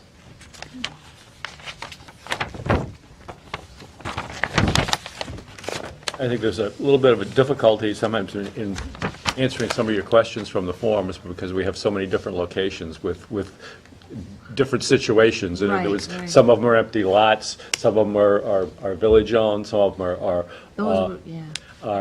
owned by people who are there year-round, but a lot of others are owned by people who aren't. Well, that was one of our concerns. You know, the village ones are easy, or things in the right-of-way, or things that under your direct control, but then the private, can you run through? I know that was one of the questions we asked. How does that, how do you foresee that? We actually don't have anything recommended on private property. But isn't there But there was something? private maintenance. some of Correct. the- Yeah. So Long-term what, maintenance. yeah, this is a, if you haven't figured that out yet, I'm not from New York, I'm from Minnesota. Yeah, I'm from, Sound like upstate. yeah, I go out. Way upstate. I go out and about and do a bunch of stuff. I'm from Minnesota, and I've been doing this a long time, since 1997. And one of the things that, and I moved to Long Island 5 years ago, but one of the things that I bring with me that I've done in other places, in other communities, is a maintenance agreement that we've been doing since 1997 in Maplewood, Minnesota, and other cities and villages in Minnesota and Wisconsin, Iowa. And so what this maintenance agreement is it goes against the deed on their property. So the homeowner gets a benefit of a free rain garden on their property, and that benefit is that their home price will go up, usually around 5% because of landscaping. They get a benefit, but they haven't really put anything into it, right? They haven't paid for the rain garden, or whatever it may be, bioretention. And so what we've done is we've made it a requirement, a deed, a maintenance agreement, that they will maintain the rain garden, and it's in forever. I'll never say that word right. Perpetuity. There you go. Yeah, thank you. And so when they sell the home, the next homeowner has to take care of it. When they sell the home, and on and on. We've been doing it since '97 in Minnesota. In the city of Maplewood, a 30,000 person town, there is 700 or 800 rain gardens in the right-of-ways with these management agreements. And we now know, after 20-some years, that 5% of homeowners don't take care of their rain garden. So we actually build into the design 10 to 15% buffer into putting in these rain gardens to provide water quality.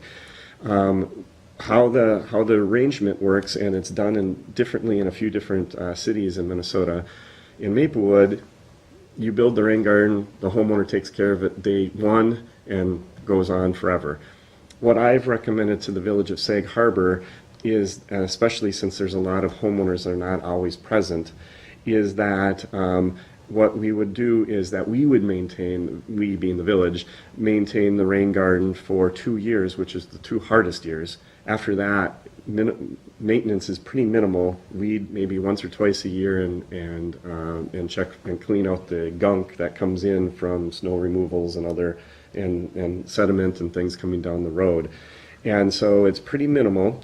We would have to do a pretty big education piece to the homeowners, explain what we're doing. There's actually a write-up of how we would do that, how to announce it, things like that. Then when the homeowner, if they're that 1 out of 20 that doesn't take care of it, in Minnesota, what we've done is they get a letter saying, please maintain by such and such a date, or we will do it for you, and it would be the same as if they didn't mow the grass or shovel the snow.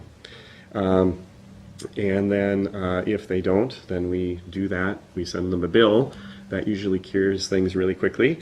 However, if it continues if it happens again, we actually just we fill in the rain garden and walk away from it. So it works. It's been going for a long time. We've had a lot of turnover, especially in the '08 recession time, and it's been going very well in other parts of the country. I'd like to think it would work here, but it would be a first of its kind here in Long Island. And so and we are considering it for the East Hampton side, so it would be something that would be tested. In this case, though, in the case you're talking about in Minnesota, you were putting these on people's private property. No, it's in the right-of-way. So it was actually On the front city-owned. Yep, it's on the city-owned right-of-way in front of people's properties. But it's the part of their properties that they usually think they own. But they In other words, don't. it's where They the don't. sidewalk is, or from, But you from the can sidewalk to the legally roadway. enter an agreement that obligates them to maintain it in that case? We've done that and dealt with it in Minnesota. I'm going to say New York is a little bit more lawyer-friendly, so I don't know if it will work, but I want to give it a really good try because I think this would be... Isn't really part of the right-of-way. So Yeah, you're right, Yes. right. Or would you be giving up your right-of-way as part of putting that on the person's deed? Well, so what we're saying is that it is always owned and maintained by the village or the city or the town, or the municipality. However, we are requiring that the maintenance, long-term maintenance, is done by the landowner who is receiving a benefit in the value of their home. The adjacent landowner. The adjacent landowner, right. Yeah. They don't own it, but we all mow right up to the edge of the up to the road and, right, or put in the hedges or whatever. And when a utility comes through and they have to rip it out, you don't get compensated for that. If you planted a garden there and it gets ripped out because they've now put the power line underground, too bad. And I've heard it say it's somewhat analogous to sidewalks as well. The sidewalks are an improvement. It makes the homeowner able to walk to the village and things. They don't own the sidewalk, but they have to maintain it, have to shovel it and things like that. So think of it that way a little bit. Same concept. And in Minnesota, you have to shovel the sidewalk within 24 hours. Yeah. Here, it's a little different. The idea is similar here. Yes. That's because they do it every day, too. Yeah, well, 9 months I wasn't going to say that, yeah. Some of us are the only ones in our neighborhood who shovel the That's right. sidewalk. That's right. I know that one too. Well, I mean, let me say that I know there's some skepticism about how this will work, and I share that. Yes. And I'm bowing to experience here, from other areas, and we hope it'll work as well here. But we have to look at alternatives too, and obviously alternatives are for the village to continue to provide some of the maintenance if it's necessary, and that's something that can be considered. And I think we're going to have to do a little experimentation here and see what happens. Yeah. We were asked in East Hampton whether we would also consider other types of projects that would have similar results. As Chris knows, there have been presentations to the committee there about various FabTech sponges and inserts into the drains and this kind of thing. If some of those turn out to be a better solution, we're willing to look at those, or for particular locations where we originally may propose a rain garden and there ends up being a problem with the homeowner or just the engineering of the location. We're happy to look at other solutions that may be as effective or maybe easier to maintain, et cetera. What we're really looking for is the result here, and are flexible as to how we get that. Right. We would want to see it hopefully last, the 5-year period at a minimum. So I do have to say, though, I do know of a rain garden that was put in a right-of-way in a village within Southampton town that they don't even know about. I think it was somebody's Eagle Scout project. Okay. And it's there and it functions, and it looks really nice. And why that practice hasn't caught on elsewhere is beyond me, because like you said, those first 2 years were the only 2 years I ever saw anybody doing anything to it. Yeah, yeah. And now it just looks like a little mini marsh between the sidewalk and the person's property edge. I have an answer for that. It's kind of interesting answer, in that in Minnesota, we're the land of 10,000 lakes. A little pollution going into a lake causes a big problem. The rest of the country, interior of the country, is on rivers. A lot of pollution in a river just kind of washes away, but it eventually catches up to them. And so why we have been doing rain gardens in Minnesota for so long, and everyone in Minnesota knows what a rain garden is because we're the land of 10,000 lakes. Here on the ocean sides, well, it doesn't matter what part of the U.S., it takes a lot of pollution, way more than any river, before you're starting to see effects in the bay. You guys are starting to see the effects in the bay. We all are. We're getting the beach closures, we're getting the fish kills, we're getting the algae blooms. And so it's just new here. It's new technology because we haven't had to deal with it yet. Though it's not that new of technology, it's been done in other places for a long time. It's one of the few things that started in the center of the country and it's worked its way out. So it's one of those things. You're right. And if you go through the city of Minneapolis, you'll drive by 1,000 rain gardens and have no idea they're rain gardens, because a rain garden, in my opinion, is done right when you can't tell it's a rain garden 2 years later. It just looks like a garden in somebody's front yard. And so that's the goal. That's the plan. Yeah, the only thing you see is a standpipe at one end. Right, exactly. And I have a rain garden. I live in the village of Northport, and I have a rain garden in the right-of-way, approved by the town of Huntington to put a rain garden in my right-of-way, and have built it myself. And so I'm just giving the town a benefit. They never had to pay for it because it's the right thing to do, in my opinion. You mentioned the Eagle Scout project or something. When we were, I think that's where it came. Or It something, whatever it it was. just showed up there one day, and it had somebody's name on it and a sign, and it wasn't a But landscaper's. It makes me think that when we were working with you folks on the East Hampton side, there was interest in bringing in an educational component for schools and people. We actually, before I could turn around and get to the schools, they came to us at the Harbor Committee, one of the science teachers, and said, "This is a great thing, and I could work this in with one of the higher level projects for kids, and they can work on testing things and work on maintenance and things like that." So it's actually a good. That was Pearson High School. Will we be doing that on the Southampton side? Sure, but yeah, both. Right. Whatever we do on one, we'll do on the other, for Right. sure.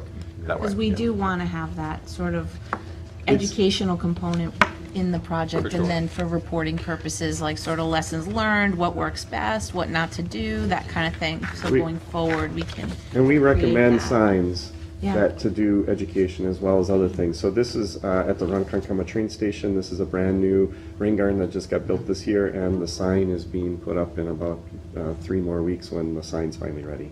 So I agree with you on that has to be part of.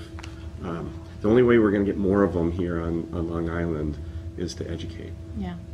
And you know you're right when the dentist tells you while they're working on your teeth, what do you do for, what's your hobbies? And you say gardening, and they say, what kind of gardening? And rain gardening is one of the options they offer. You know you're there. Let me add as well here in terms of the educational component. When we were talking with East Hampton about selecting the projects, and there were at least 2 criteria, and one criteria was sort of bang for the buck. In other words, which projects are we going to get the most removal of nitrogen and other pollutants. But the other one was a visible component. In other words, there might have been a project that was down a back road that would be significant or more significant in the amount of nitrogen that's removed, but it wouldn't be something that people would see.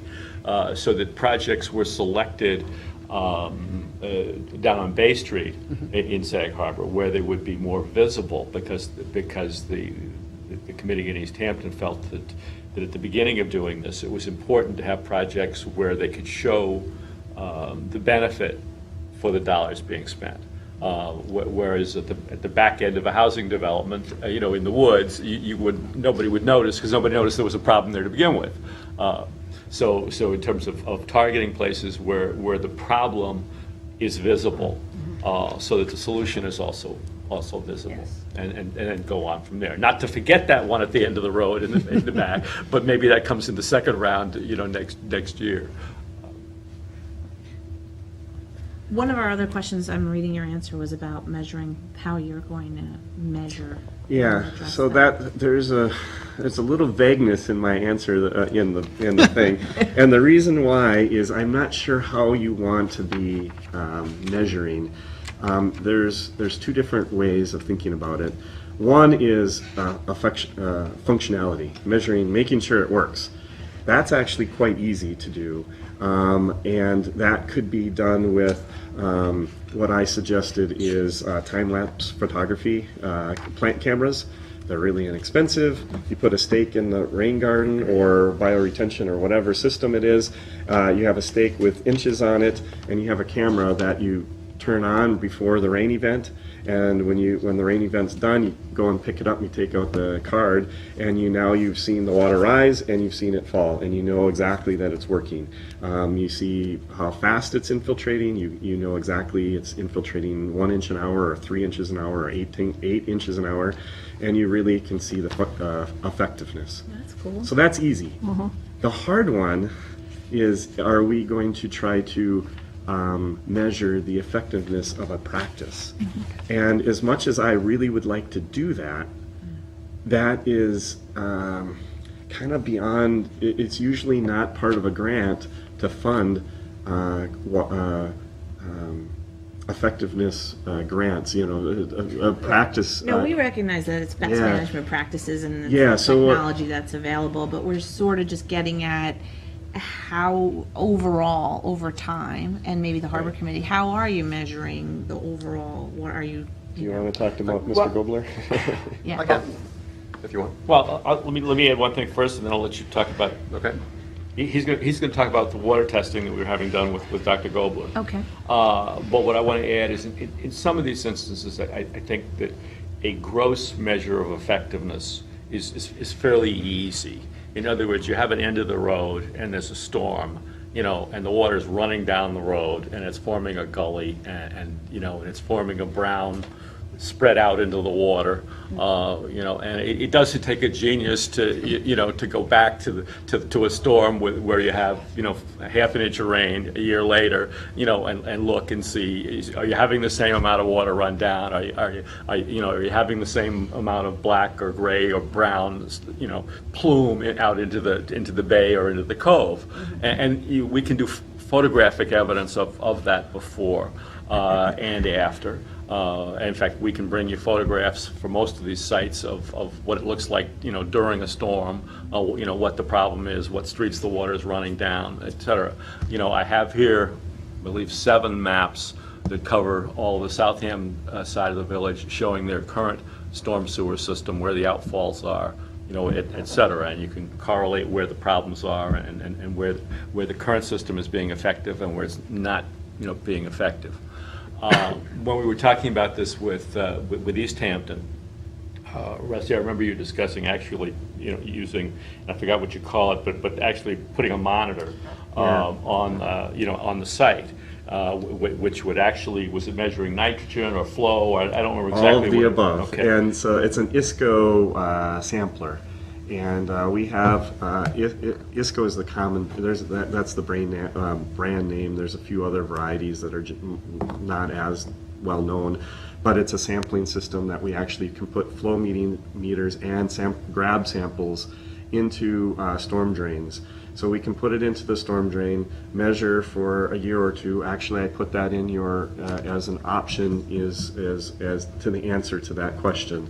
In the supplemental here that I just provided of testing, measuring what is the quality. I would recommend that we measure for a minimum of a year, 2 years better, then put in the green infrastructure and continue to monitor for another 3 to 5 years. Well, now that changes the range and the cost of these projects, and it really does specifically talk about this practice, whatever, one or multiple rain gardens up a street, is having this specific effect on this outfall. And so it really does quantify water quality within a practice, but they're costly, and usually grants want implementation, not measurement. And it's something that has been done in many other places. I did 2 in Minnesota. I've done 1 in New Hampshire. They're really effective. They're really cool projects, and you get a lot of press with them. However, they're not cheap, and it takes time. Yes. And I would love to do one here on Long Island, but that's another whole scenario. Sorry. I mean, that's right. No, my guess is that it's way too expensive to do, certainly on each project. Yeah. That maybe on a demonstration project, you do one where you do it and do some testing before, and and then put the project in, and then do it afterwards. But it just doesn't seem to be reasonable to spend the kind of money that I think that I don't remember exactly what it was. Each but it was. ISCO is about $5,000, and then the monitoring after every major rainfall event, somebody has to go out there, collect the samples, turn them into a lab, measure for nitrogen, phosphorus, total suspended solids, bacteria, whatever you'd like.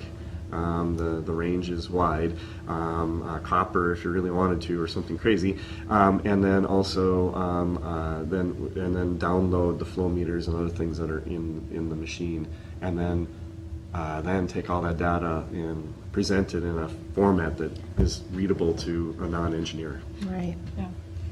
Yeah, I mean, we like the fact that I really want to say that we're so impressed with how you already sort of modeled this out and put, thought into how you ranked it and how you put it through the model to show the expected outcomes based on the management practices that you're putting in place. And we're That- using the models that are available to us. Right, but we just, your submission was well done in that way, and I Well, just thank want you to very much. recognize that. I appreciate that. Thank you very much.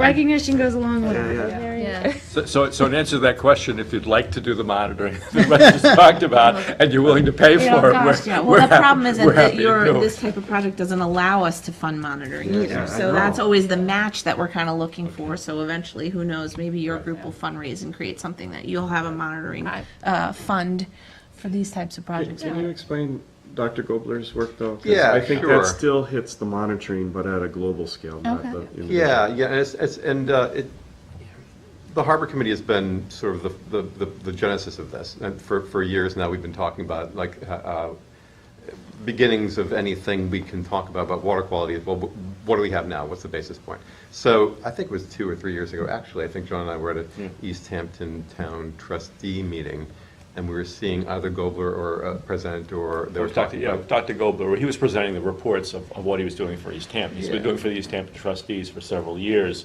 in Georgia Pond and some of the other locations there. And the question that came up was, well, could we expand this to Sag Harbor? And you go ahead. 'cause So, but long story short, we had him come into the Harbor Committee. We asked him to put, what would you do if you wanted to look at Sag Harbor comprehensively, not just over here at Havens Beach and not just over here, but, and so he came back with a plan for 4 different monitoring sites, and we tested this and that and the other thing over the course of, say, a year. And we, the Harbor Committee, put it together, sent it up to the trustees, the village trustees and the mayor. And they promptly said, well, we just don't have the money for it, and it was 30 grand or so. So deflated, we kind of went back and sort of, moped around, and went back to the trustees and said, hey, if we can come up with some money privately, would you object? They said, no, we love that. So we began we literally just started talking to people, and Sag Harbor Yacht Club stepped up. And we met with them. When I say we, it was myself and another Harbor Committee member, and I asked one of the village trustees, 2 village trustees, to join us. So it had someone from the inside would have some knowledge of it. And over the course of 6 months, we figured out basically a public-private partnership. It's not a village-run thing. I'm just sort of helping to manage it forward. It's the Stony Brook Foundation is the recipient of it's a 501c3, so anyone who wants to, like the Sag Harbor Yacht Club, donates to that, or in private individuals or a Sag Harbor partnership. But we also got the East Hampton trustees to kick in, as well as Southampton trustees, and I think Southampton Town and the Village of Sag Harbor. So this was promoted as a let's get it going and see what 1 year does. But all of us understand that it's going to need to be more than 1 year. So I will try to make it go forward, annually. I'm not sure how that will happen, but that's my goal. And we will have answers, hopefully. Fred Thiel was part of the story as well. We met with him. And he's hoping that we can get some sort of response or some sort of printout of what do we find over the course of this past spring, summer, fall, winter by end of February, so that if there's an issue, he can maybe put something into the state budget to try to get state grants or something to remediate. So that's the thinking, that's the timeline. Great. So you have some baseline that you've been doing. And then We you'll will be- have some baseline information. After you do this on the East Hampton project, you'll be able to see how you're doing. Yeah, and just so kind you of know, formulate it's new- 5 different locations. It was originally 2 on the East Hampton side, 2 on the Southampton side, from the bridge over, and then we added 1 extra one by the breakwater. That's what we will have. It's possible, actually, that there's 3 on the Southampton side. I'm not sure where it fits with the border, but it's close to being in the harbor. It's 2.5 each then, right? Yes, 2.5, 2.5. We'll have to check the exact location as to see which side of the Somewhere on the other side. town line Long it's on. He's right, you're actually right about that, it's it's, right near the line. You're right.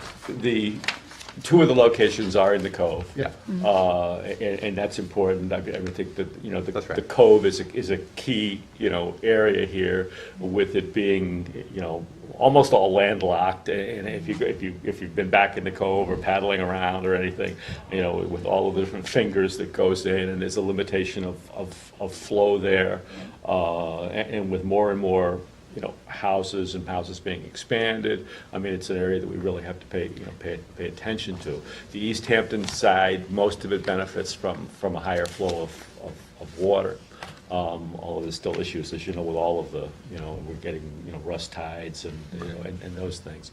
I do want to say, and if you can note this down, and I should have had it in the handout, but the website for one of the test locations, which is at the Sag Harbor Yacht Club, which has real-time data, and you can go see it. That's right. It's u.stonybrook.edu/Gobler Lab/real-time. And I hope that I got that correct, but I think if you get close to it, you'll be able to find it on the Stony Brook site, or let us know if you can't. But the other sites are not, there's some differences between the sites, but they may be monitoring on a constant basis, but they're not Wi-Fi, Right. so that there's, they actually have to go out to the site and download. And we haven't seen the results of those yet. But the one that is online will give you an idea of the kind of data. And, to me, I'm looking at the data, and I'm not sure how much, I can make out of it, but that will be quantified and put into a report, and some of those also will be available online. Great. And I'd like to add, if I can, too, because these questions have been, asked, and they're relevant, as to, are you looking at the other problems? Are you looking at the septic systems? Are you looking at what's the situation with your sewage treatment plant? And we're looking at all of those. East Hampton and Southampton Town, as you know, have new laws requiring upgrades of septic systems for new construction or substantial reconstruction, and in Southampton, it's within the priority areas. Because the village of Sag Harbor is a separate incorporated village, it's not covered, unfortunately. It's not covered, unfortunately, by those laws. And the Harbor Committee has recommended that the village do its own law, essentially similar to East Hampton and Southampton. And the rebates would be available. Yes, and we do have low nitrogen systems going into the village. I think there are only 2 or 3 that are actually in place right now. But we're trying our best in terms of the wetlands area where the Harbor Committee does the permits. In most cases, we convince the person who's doing a new home or substantially, 1950s ranch, and now it's going to be, it's going to go from 1,500 square feet to 4,000 or something like this. Right. And they, they want to do less buffer, and we do trade-offs and basically say, if you agree to put in a low nitrogen innovative system, that would do a lot toward us working with you on the other requests for variances that you want. And then we just upped it's obviously based on means test, but we upped the rebate limit to $20,000 for anybody who wants to avail themselves to that. Good. So we're working. I mean, we're promoting for the people who can voluntarily do it to do it. And I suppose actually in some cases where a person is even doing the reconstruction, it's because it's not mandated, it can be considered voluntary, and they can take advantage of the rebates. And I'm told by the mayor that the village lawyers are right now working on their own requirements. I don't know what that will be, but our recommendation was go for it. Well, go for it village-wide, Yeah. frankly. Yeah. Basically, in terms of the Southampton side of the village, most of it is in the priority, and there's only a couple of small sections that are in the Southampton priority areas, so it didn't make, we didn't want to split. In the East Hampton side, we're going to do it one way, the Southampton side, we're going to do it another way. Sure. And then, so the recommendation, whether it to go through or not, ultimately, is to require it in the whole, in the whole village. And hopefully we'll have that in place. The other question that people ask is, well, you have a sewage treatment plant. The sewage treatment plant, it's kind of interesting because sewage treatment plant is located on the East Hampton side, but almost all of the homes and businesses that are connected to it are on the Southampton side. And basically, it's only Main Street. And some branches off of that, and some things to the west of that. Some of the condominiums that go down the cove there are hooked up to it. We are looking at, in general, options, either in terms of expanding, the district. There is some excess capacity in the sewage treatment plant. But it's also an old plant now, going back to the late 70s. So that some of the infrastructure, there's issues with. But it's also fairly up to date in terms of it has ultraviolet treatment there. So technologically, it's meets all the requirements and the results in terms of nitrogen and et cetera, pass all of the tests. But the issue of, can there be a better use for that? What's the combination of low nitrogen individual septic systems versus expanding the sewage treatment plant, are things that in general the village is going to be looking at, so that we have a whole package, and this is just part of. Whether there might be a further request that's in regards to the sewage treatment plant. That one reason I mention it is that's possible. We're not looking at this as this is it. This is the only thing. We want to try to cover everything and do what's going to be best, overall, long term, et cetera. And any recommendations that you have along those lines will certainly be appreciated. Sure. Thanks, John. We, every year and every funding round, we expect different applications, and this wouldn't, influence anything from a new application, wastewater treatment, or anything else. It would just be in addition to, which is good. Good. Everything you can do to help there is a good thing. We're in agreement with that. I have two quick questions. Sure. I have one too. Okay. Well, then go ahead. No, go Since ahead. you only have one. No, since you spoke up first. So one question on monitoring. So are there any of these segments or practices where you think you'd see an end of pipe, either reduction or flow or reduction of contaminants, where you think we could get someone to do some grab samples and then a little bit more simplified end of pipe monitoring? Yeah. So Just to verify some of the practices. Yeah, I think we can, and I think it would be the ones along Long Island Avenue, which actually are also the ones that are the number one project. Just kind of luckily, there are some direct outfalls to SHO 11 and 12 that are connected from Long Island Avenue along the street, and so that one I think we could potentially do. And I think Glover, which I think is number 5, would also lend itself. Yeah, I'm trying to remember which ones are off the top of my head, which would be the... That one's a mess, isn't it? Yes, so number 5 again, project number 5, which is off of Glover Street, that one has a direct outfall as well from SH04. So I think we could potentially do it from a couple sites. That would work really well. Yeah, that's just... Yeah, and it could be built in easily enough.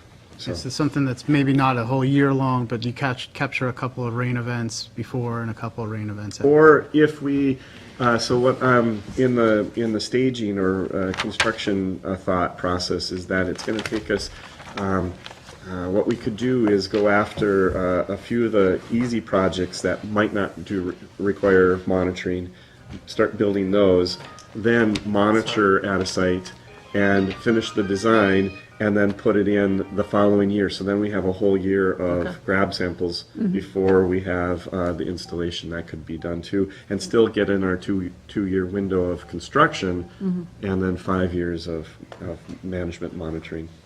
Okay. So my other question was, because it came up in a previous conversation with another project, was and John brought up the schools and in engagement and education, was, I know it's probably a difficult enough challenge to get people to maintain these things, but in your experience, have you ever seen where the community actually chips in on the planting of these things? Again, so like I mentioned, there was an Eagle Scout project. Yeah, so back to that same city, Maplewood, Minnesota. So if you want a really cool website to really see what the village could be like or the town could be like, look up city Maplewood, Minnesota, and just put in Maplewood, Minnesota rain garden. Maplewood is one word, and rain garden in Minnesota is one word, by the way. So Maplewood, Minnesota rain garden, and you will see what they do. One of the things that part of their agreement is the contractor digs the garden. So it's always associated with a roadway improvement project. So the roadway is being improved. The homeowner volunteers, has signed the agreement. The contractor builds the road, digs out the rain garden, puts down the mulch, and delivers the plants. The homeowner has to plant the plants. The homeowner also has chosen out of one of 7 or 8 different designs that are already pre-designed. So they say, I like the butterfly garden. And so then the butterfly garden plants arrive with a little sketch, and so then they plant them appropriately. So I haven't seen it that way.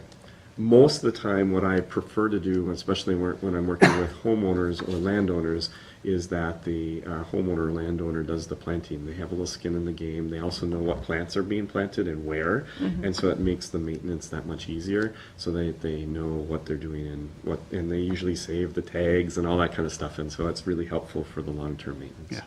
But yes, I do that a lot. Cool. And I've done some fun designs with kids, 3rd to 5th graders, where we've got the site prepped, and then the third to 5th graders come up and plant, and they each plant 6 plants, a 6-pack of plants, and they get it done in their class time, and it turns out great that way. So I've seen the whole range.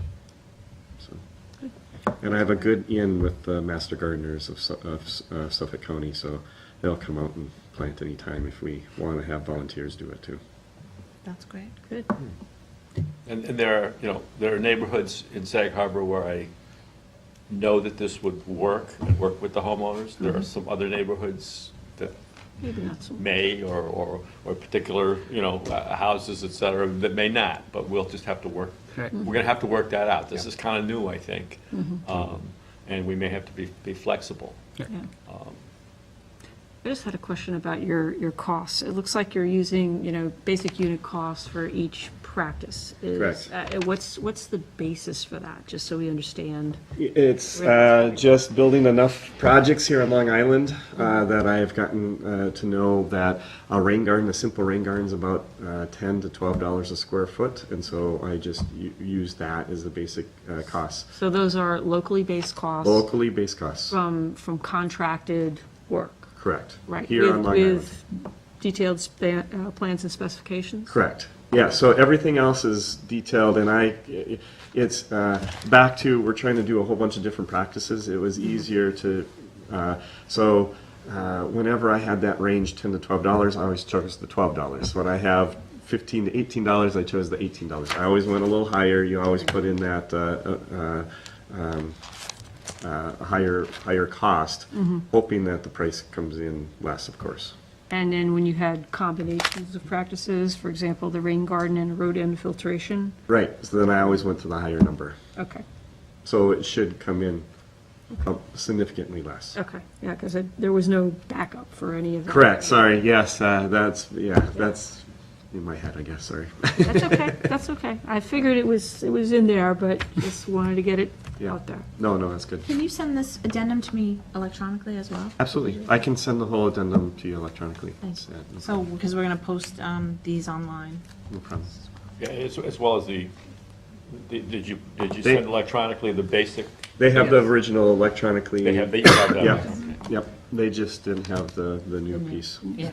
Can I point out one item that I just want to make sure you understand and are clear about? Southampton number 17. This was added in to a degree because I asked for it to be. I don't believe it wasn't in the original submission 2 years ago. 17? 17? Yeah, it was. Middle line? Yep. Yep. It was Round pond? Yeah. Yeah, it wasn't in the original.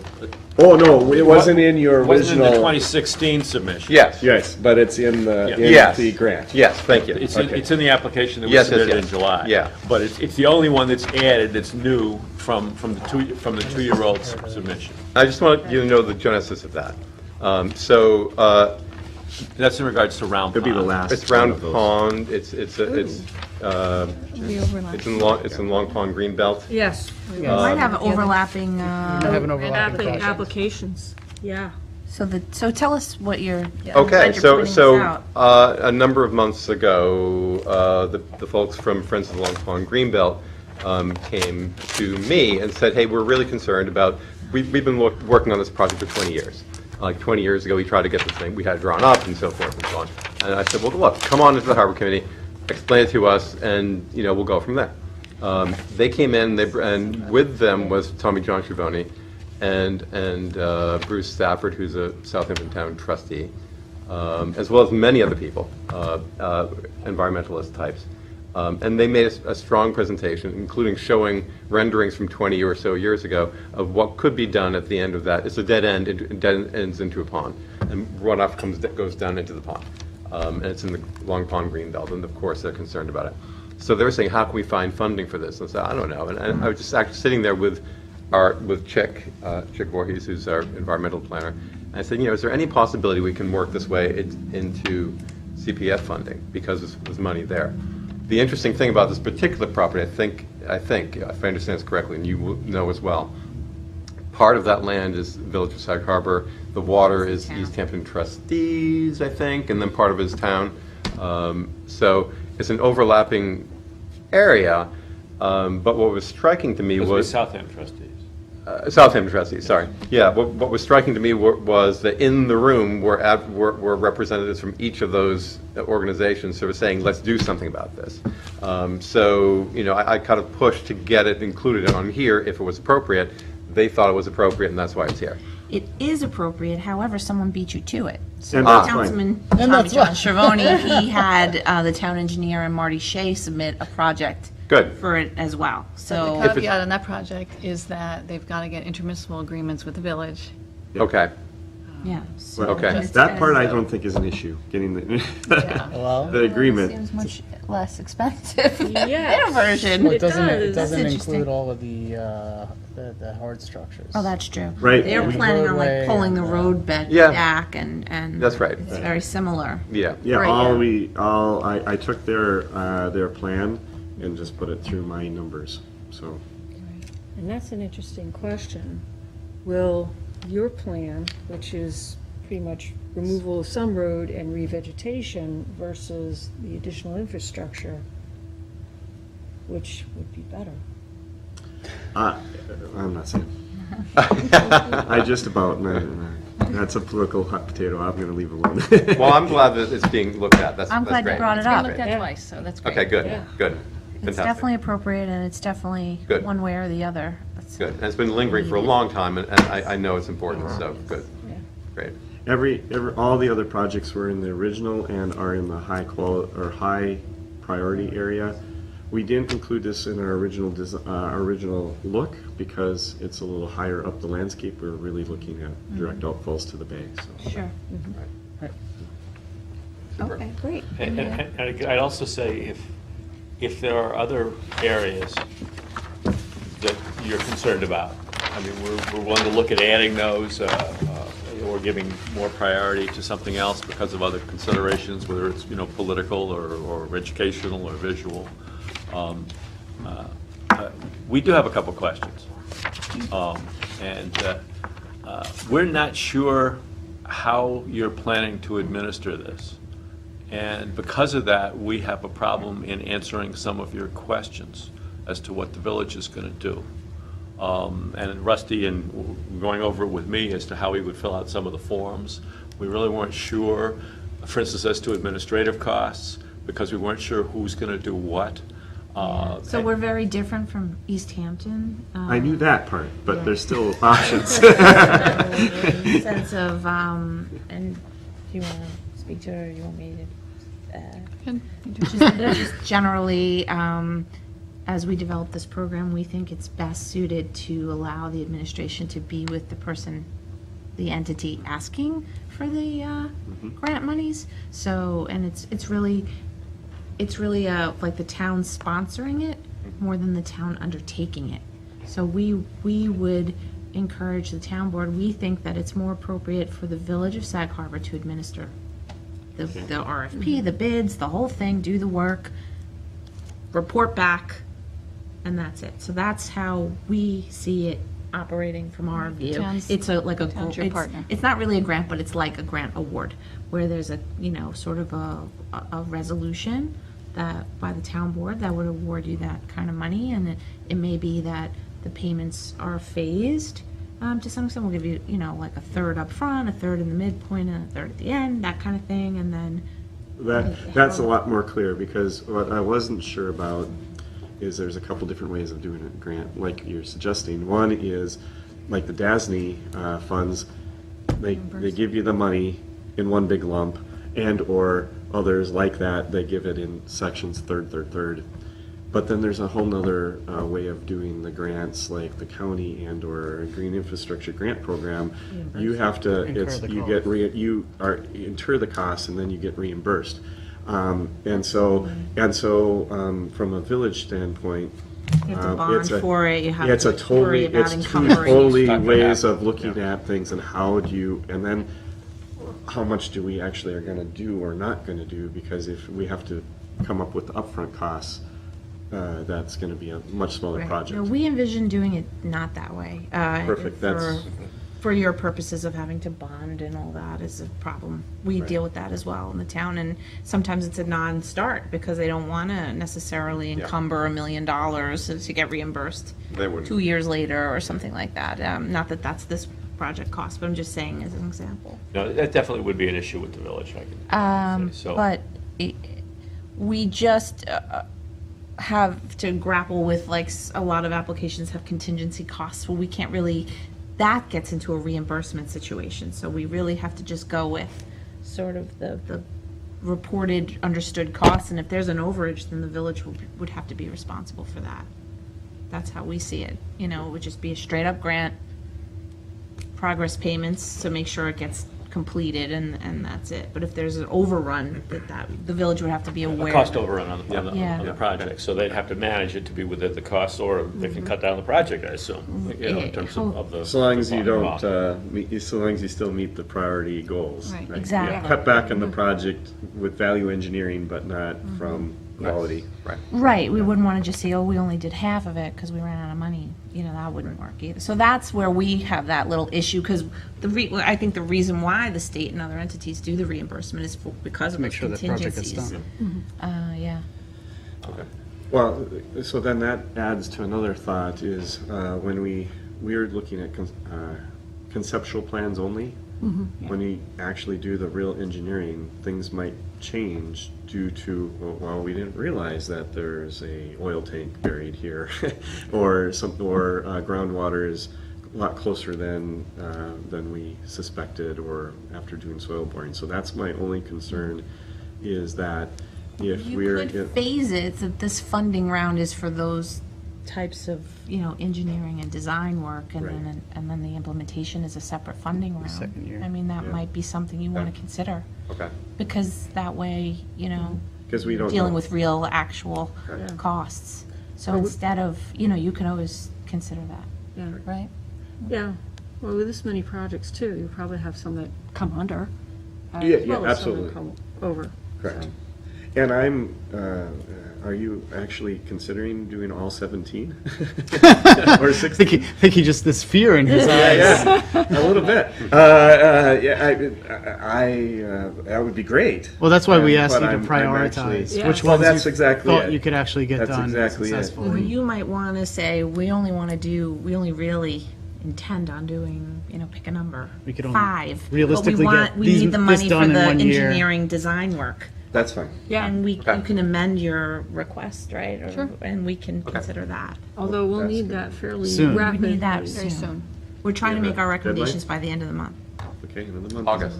Yeah. Okay. 2 weeks. Coming soon. So if you find that that's Sorry, more Rusty. realistic You for weren't you. planning on having any weekends between now and then, were you? Yeah. Okay. No problem. Okay. Because part of that is, and this, at least to me, wasn't clear when we were looking at it, is the division, and this is based on your forms, basically, where you divide it up into various categories of not only project costs, but the administrative costs, involved, the cost of the RFP, the cost of implementing, the cost of supervising it, the construction, et cetera. Unclear as to how much of that is included in the grant and not included in the grant, how much of that may be something that you're asking the village to take on. Yeah, I think we'd like to see as much as possible of all of those costs, and, that gives us room to discuss them and what we could reasonably fund and not. I mean, what we have here right now is just per square foot, I assume, construction costs. Correct. Not including Design costs. designs, bidding, oversight, and all of that. Yeah. So it's incomplete. Well, he did in answering your forms. It's not on this sheet. This is No. the project cost. Yeah, Right. But there's on your almost form- another $300,000 in Yeah, design it's fees. something like a Right. third. I think it was. So that might be something more like what you should be applying for in this early stage versus, Yeah. we get what you want to do, and that's good that you're showing us all that, but really what your next true step is the Is the engineering. engineering. Visibility. So maybe that's really what you might want to, Yeah, because we already have a considerable amount of money, involved in, having these done by Nelson Pope and Voorhees. I mean, that's an upfront cost. right, that so the village pollution is- prevention projects include planning, design, construction.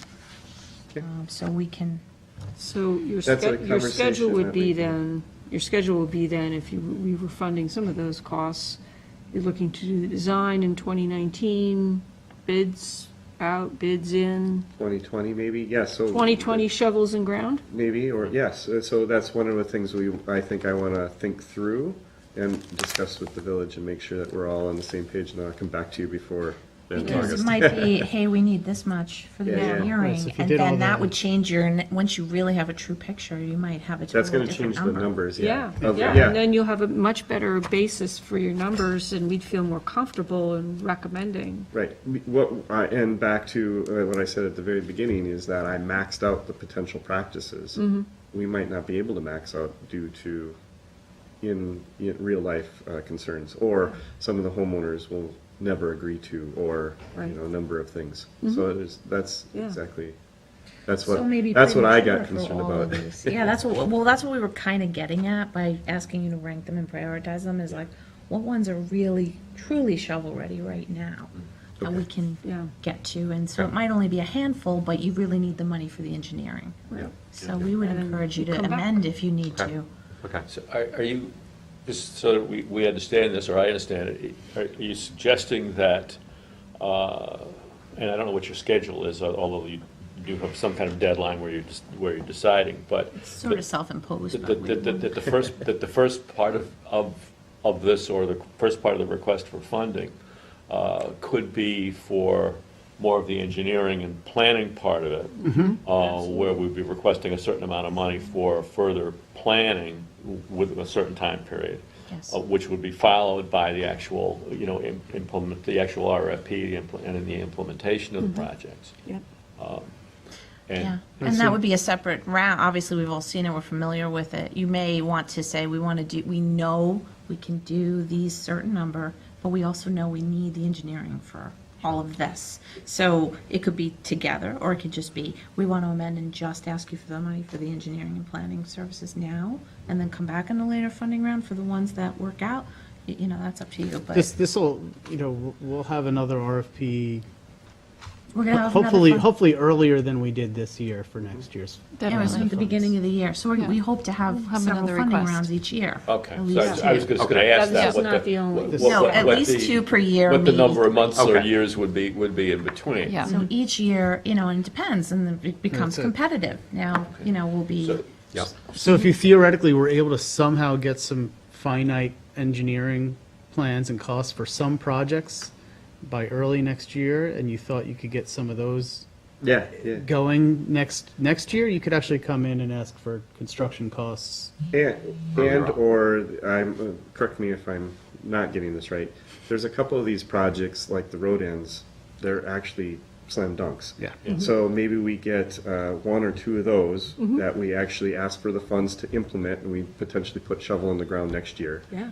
And then we get the engineering for X number, however many we want to tackle. yeah, I think that's more realistic. That's very more realistic, and that was my concern. So That way you're not jammed up with trying to administer 17 different projects in 2 years or something like that. That sounds a little bit hairy. Right.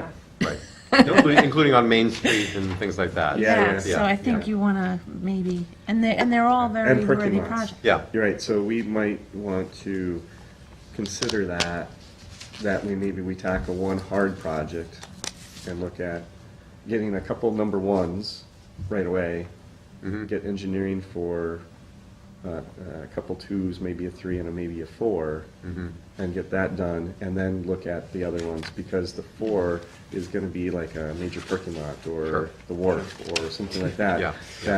That the village is not only complicated, but we've now taken out parking for Yeah. a partial summer that the Well, residents are gonna hate us you'd for. certainly want to time that. Yes, right. So it should really be what you think you can accomplish in that funding year. Of course. And that would be the Yep. best bet. And Yep. then every time, we're funded till 2050, and hopefully we'll be Yeah. able to. That's, Okay. this is sustain. good. This is awesome, by the way. I'm very happy about this, that you guys are going down this path and have the Well- funding sources.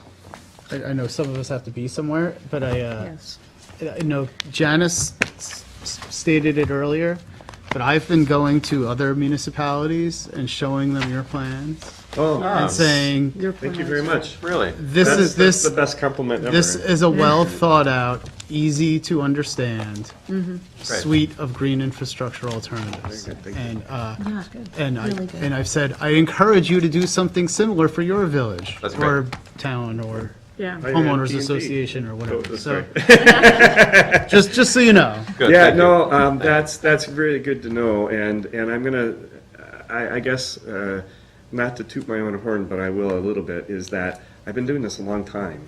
And I like to think that it shows, and so. I think it It does. does. It And does. so that's where it's been beneficial, because I really have taken a lot of information from all of my years. Yeah. No, it's a very, I think, well backed up and very professional presentation. And Oh, thank you. it makes it easier on us to understand, because not all of the applications were that way. Initially, you were first, and then you would have made everyone look bad. So now you were last, so I'm just kidding. No, we rescheduled because we really wanted you to be able to be here. Yeah, and I was in in Iowa last week, so Yeah. So it's all teaching about this, so it was really good. Spreading the good word. Yeah. Great. Thank you all for coming. Thank you for your time. We look forward to working with you. Thank you very much. Great. Appreciate it. And just to be clear, this is you were talking about a deadline in terms of the end of the month. If you can kind of rethink this and get us something in the next week or so, Yeah, then 'cause- we'll, make our recommendations Yes, according to we what you still will need resubmit. to meet and discuss, Yes. discuss our It final might be more like recommendations to town board. it's spreading into September, early Okay. September, but we really want to get the town board the opportunity to make their allocations Because before. they've got to encumber this year's funds Yeah. before the end of the Yeah. year, or we just start over next year Right. with next year's 10%. Yeah. Okay. Well, and I partly asked this in terms of, I'm not quite clear whether some of the questions that you're asking in terms of prioritizing are ones that we're going to have our village board weigh in on. And when we get into those situations, then we get into questions of what's the schedule of the village board. They just had their meeting, their monthly meeting. Tuesday. Tuesday, and aren't scheduled for another one until, I don't know, September 8th, 9th. Yeah, or early something like- September, something like that. Hopefully, we don't have to get that, but I won't know until we go back and, talk to the mayor. I don't think so. I think we, as the Harbor Committee and us, I think we can get this figured out. Well, Okay. you'll let us know. You can We will. keep in contact Yeah, we'll and do that. Tell us for sure. what works out. Are you the best person to contact? Yes. Okay. Thanks, Mary. We have- And I know you guys have to go, but I just want to offer, I've done these incentive programs for homeowners all over the country. If you guys are interested in hearing some insights of what has worked and what hasn't worked, give me a call. I'll come out and sit down with you and tell you, free advice, give you what would work, because there's a lot of good and bad incentive programs out there, and I've worked with them all, so I think I can give you some direction if you ever get to that point. Wow, Thank that's you. great. Thank you so So much. just let you know. Appreciate that. Great. Thanks, Thank you all. Thank you. Thank you. And all of you have copies of all of this, so. Yeah, and the you'll rest send of me this the is one ones that we can. electronic. Yeah, I'll send it That electronically. we can take back. Yeah. This one. Oh, Yeah. do you have 2 more copies that I can give to, I could just Yeah, email. yeah, actually, no, here. Here's one, here's an extra. Here's Oh, two. Bud and Howard were 2 other committee members. There you that go. couldn't Did be you here today. need this too? No, that's for you No, guys. that's okay. That's for me? These That's all one have for that. you, one for John, Great. and one Okay. for your other Harbor Committee. Yes. Great. Super. Fantastic. That, I brought that for you, so, because Thank I you, Russ. neglected to give it to you. I wasn't sure where that came from. Yeah. Great. Is this the one that comes from Village Hall? Okay.